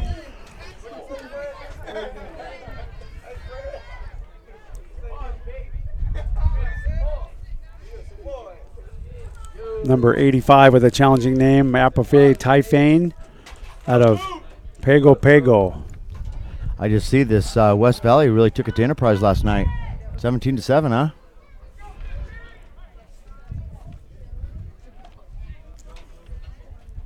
Okay, we're back at it here. Number 12, Bradwell takes the snap. He likes to throw. He's making a completion over at the 12-yard line to number 7, but he was wrapped up quickly. Brandon Sanchez on the reception. And once again in the mix on that play, very impressive, Drew Faircloth. Drew's father, Andre, is listening to us in Reading today. I hope you've enjoyed the broadcast. You got about 5 minutes and 44 seconds left in it. Andre, your son is a beast. Yeah, he's having a good football game.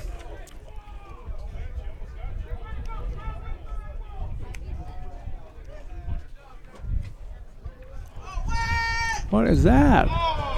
He tried to kick it in, and that was wide to the right. Oh. Deflating with 5:26 left to play, 38-7 Shasta College, and they'll take over. They'll take over right about their own 10-yard line. And I'm looking for... We're looking for Hilliard. He can do a nice 99-yard run. Justin Hilliard. Just about now. Very exciting back to watch. Pollard is in at quarterback. They just got the news today. Gabbard is going to start for the Niners, and Kaepernick's going to sit. Continue to sit. That actually brings Shasta out That whole story to me is not even worth talking about. Okay, Pollard under center. He'll take the snap right there, and he will fake the handoff, and he'll roll out to the right. And he's got nowhere to go, and he'll throw it away out of bounds at the 30. Incomplete. He was outside the tight end, so that is not intentional grounding. Boy, this I'm going to walk behind you when we come out of here. No kidding. We got Country Joe and the Fish over here having a good time. Yeah. I'm glad they're here. They have really made a nice little additive to this broadcast. I mean, certainly in the entertainment department. Oh, yeah. So we love it. They're not scared.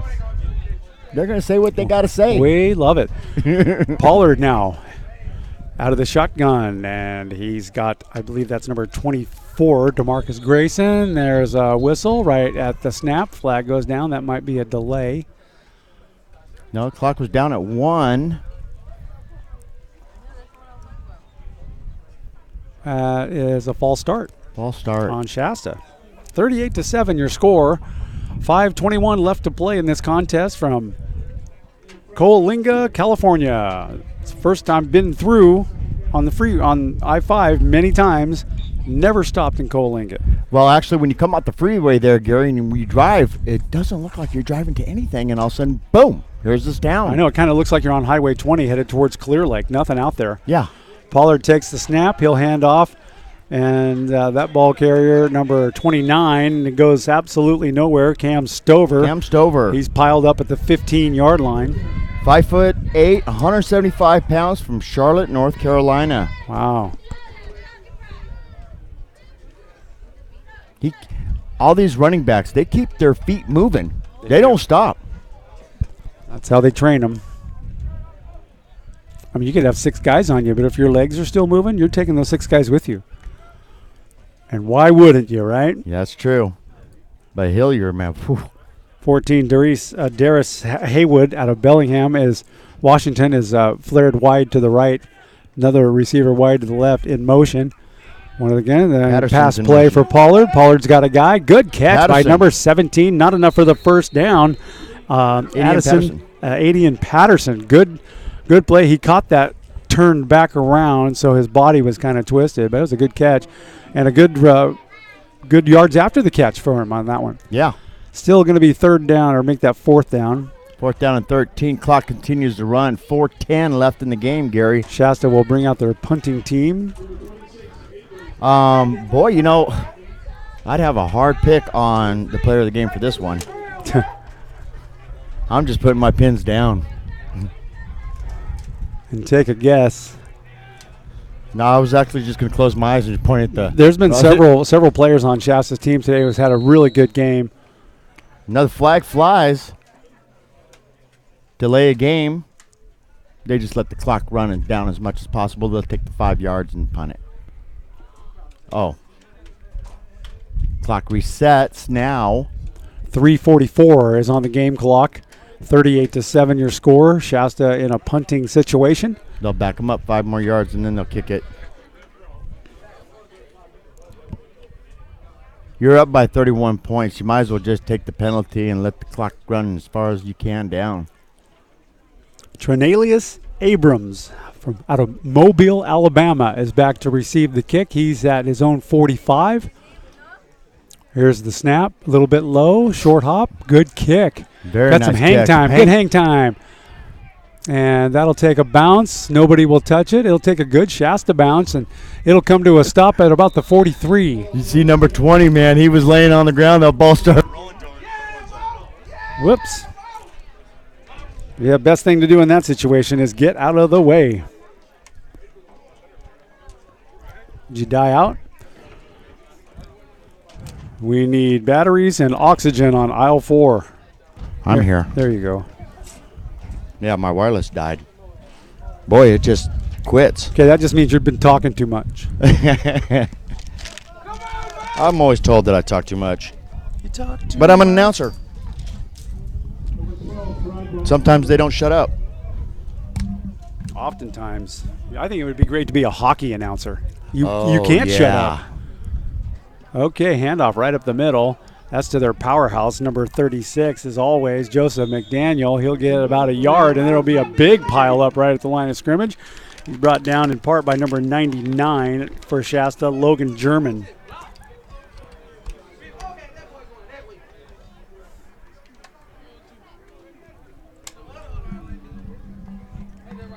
Second and 8 for West Hills. They're at the 45-yard line. There's the snap. Quick pass over to the right-hand side. That is a little bit low. We'll see with the call if it was a catch or not. I couldn't tell. From our vantage point, it looks like that was a completed pass. Gain of about 6 on the play. Now 52, slow getting up. Boy, he rolled his ankle there. I just saw that.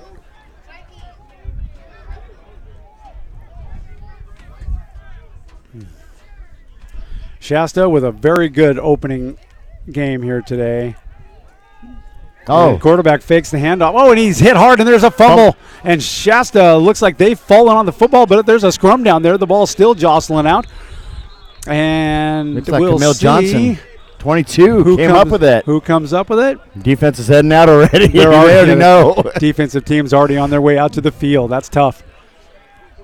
And they still haven't really officially said it's Shasta's ball, but I think they're going to double check to make sure his the knee wasn't defense down. gets halfway out there, and now they got to stop. And there's a penalty against the Falcons. That's going to be a holding call, and they will give the ball to Shasta on that play. 2:24 left in regulation in this one. 38-7. Shasta, good turnout, good opening show here for the Knights, and a great game. Very tough. If my memory serves me well, Shasta College is at home against Hartnell College next Saturday night. Next Saturday night. Yeah. That'll be fun. I believe you're going to have Trevor with you on next Saturday night. I have to head over to Eureka. Oh, maybe so. We'll check with him.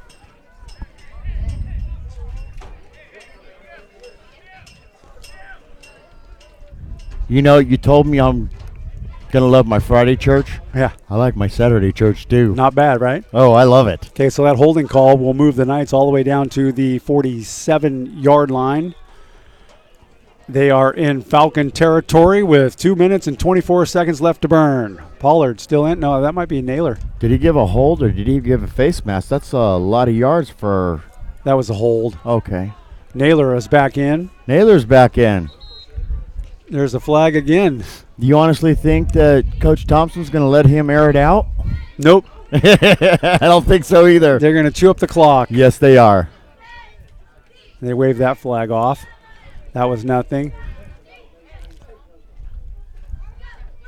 Tim Naylor looking at his wrist again for the play. 2:24, 1st and 10 at the 47. There's the snap, handoff over to the right-hand side, and that gentleman is going nowhere. That's number 25, the ball carrier. Quincy Brown. And the clock ticks. 2:09. Do they do a stop and do a 2-minute warning? Do they still do that? I don't think they do here in college. I think they give them a 15-minute They're warning gonna at the beginning of the fourth quarter. No, they're going to let the clock run. They're going to let the clock run. They said, hey, when the clock starts, they say, okay, it's time for football. Play. And go.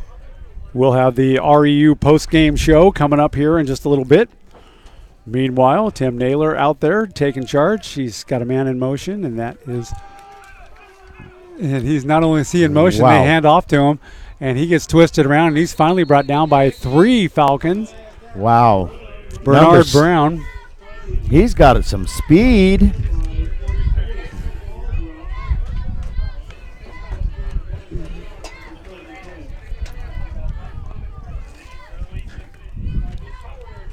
(38-7). Minute 14 left to play. Clock is running down.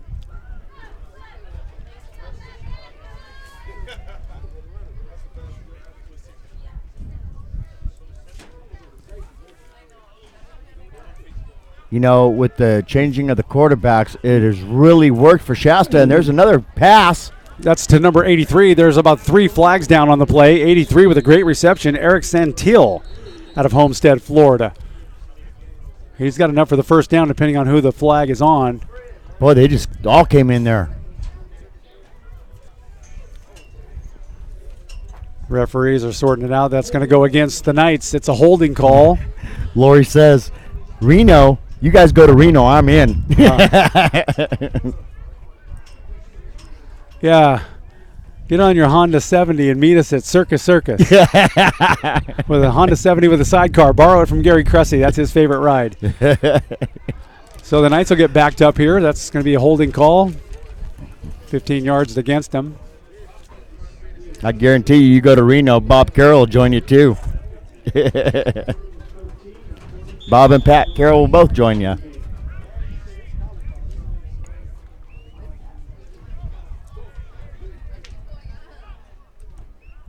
So Shasta with possibly the final play of the game coming up right here.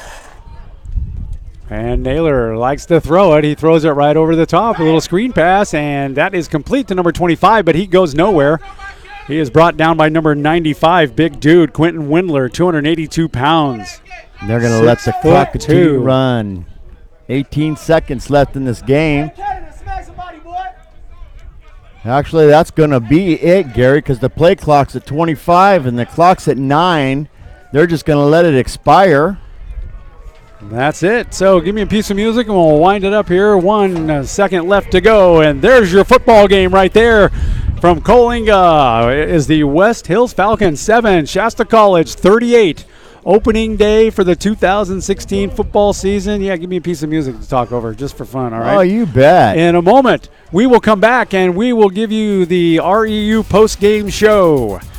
The Shasta Sports Network is presented by Omega Mortgage, the best in the business in the mortgage business. You can meet the Omega team at omglending.com, or you can give them a call. Call for Dan Landis at 223-1400. Tell him you heard about him from the Shasta Sports Network. He's a good man, good business guy, good friend, and also Shasta Solutions that work for you. Hill Collision Center presents the Player of the Game Award. That's going to be a tough call.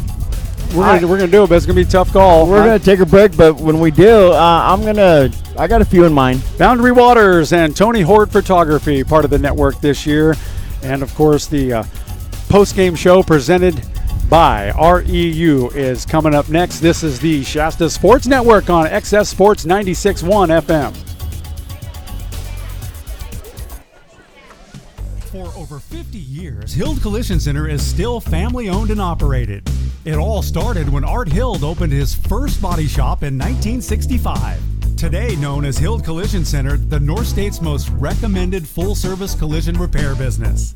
The Hild family is proud to continue business in this great community. Every year brings new changes in many forms, from new vehicle models, training and equipment, new technology in aluminum bodies and frames, computers, airbags, and Pearl Clear Coat paints.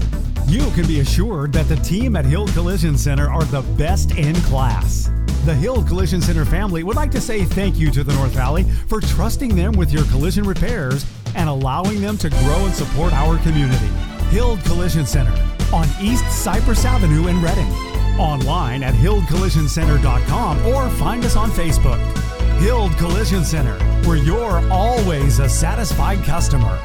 Learning about the dangers of wildfires can help you save your home and those you love. According to experts, wildfires across the country are burning hotter and faster than ever before. After a severe fire season in which 1,400 homes burned, the National Fire Protection Association created the FireWise program. The program offers simple ways community members can work together to prevent their properties from becoming fuel for a wildfire. Residents can reduce the risk of their home's ignition by simply modifying their homes and immediate surroundings. For example, clearing a space around the home can reduce wildfire threat, reduce surrounding vegetation, and prune large trees. Even something as simple as cleaning gutters and eaves of leaves and debris can prevent an ember from igniting a home. When possible, choose heat and flame-resistant construction materials for homes, decks, porches, and fences. The most protective roofing materials will be rated Class A, including asphalt shingles and metal, cement, and concrete products. For more information, visit firewise.org. My name is Judy Teeter, and I'm the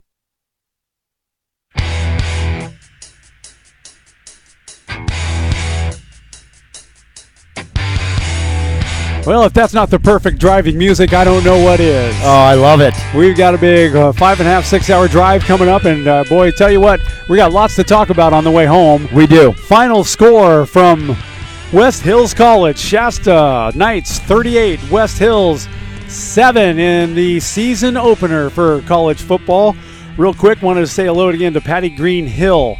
She likes the Shasta Sports Network's Facebook page, and she just wrote back and said, thanks for the shout-out. I am the freshman Cam Stover's mom, number 29. Oh, nice. She is listening in Columbia, South Carolina today. Well, fantastic. This is what the Shasta Sports Network is all about. Thank you, Patty. Now it's time. That's an important time. Hild Collision Center proudly supports local athletes and presents the Player of the Game Award. Each player is going to be highlighted, and at the end of the year, we'll have a special presentation for them. Hild gives back, supporting their community. They do small dent repair to complete collision repairs, latest repair techniques and equipment. They do it all. You're always a satisfied customer at Hild Collision Center. Like them on Facebook and visit their website to see more about them at hildcollisioncenter.com. See them at 1579 East Cypress Avenue in Reading, or call them at 222-6828.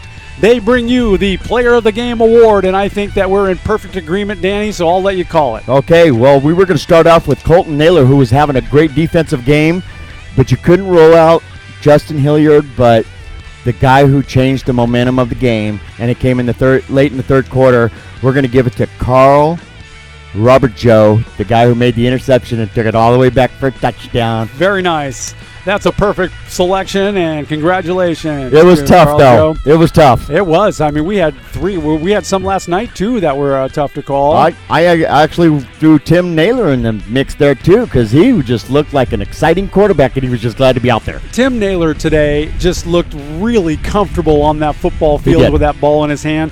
Your post-game show is brought to you by Reading Electric Utility. REU, our community-owned electric utility. Did you know that REU offers several customer assistance programs? They do. For more information, call REU at 339-7200 or visit reupower.com.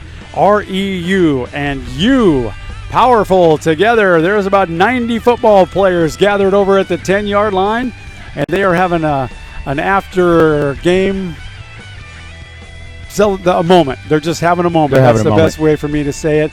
I don't think that there was anybody that shouldn't be pleased with their performance today with the Shasta College Knights. At all, no. Good stuff at all. We love it down here. Thanks to everybody who's been part of our broadcast today. Wanted to thank Eric Mendoza from West Hills College, and of course Gina Tollison, who has been very cooperative and helpful and accommodating, and just the hospitality. All the people here has been top notch. The snack bar people.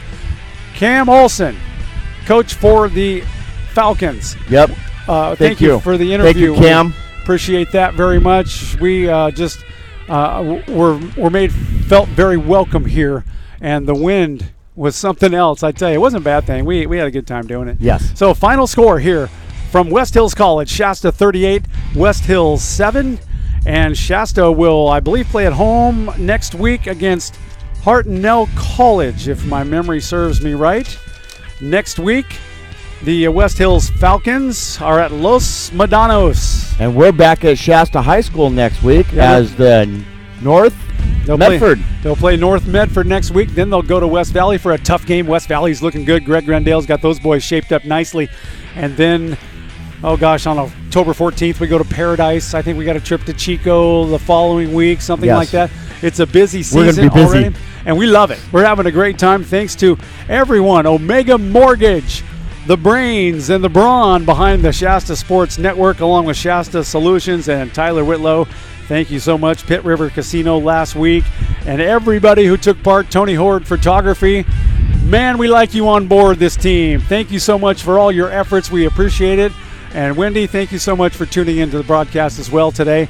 Tim Scarborough, we love the fact that you finally found us. Mr. Faircloth, Andre, happy to entertain you. Your boy did great tonight. It was fun to call that game. Shasta College Knights victorious here in Coalinga. Final score 38-7 over West Hills. This is the Shasta Sports Network on XS Sports 96.1 FM. For Daniel Miller, I'm Gary Moore saying good afternoon and have a great weekend, holiday weekend. Travel safe. The Shasta Sports Network will be back next Friday night. We'll see you then.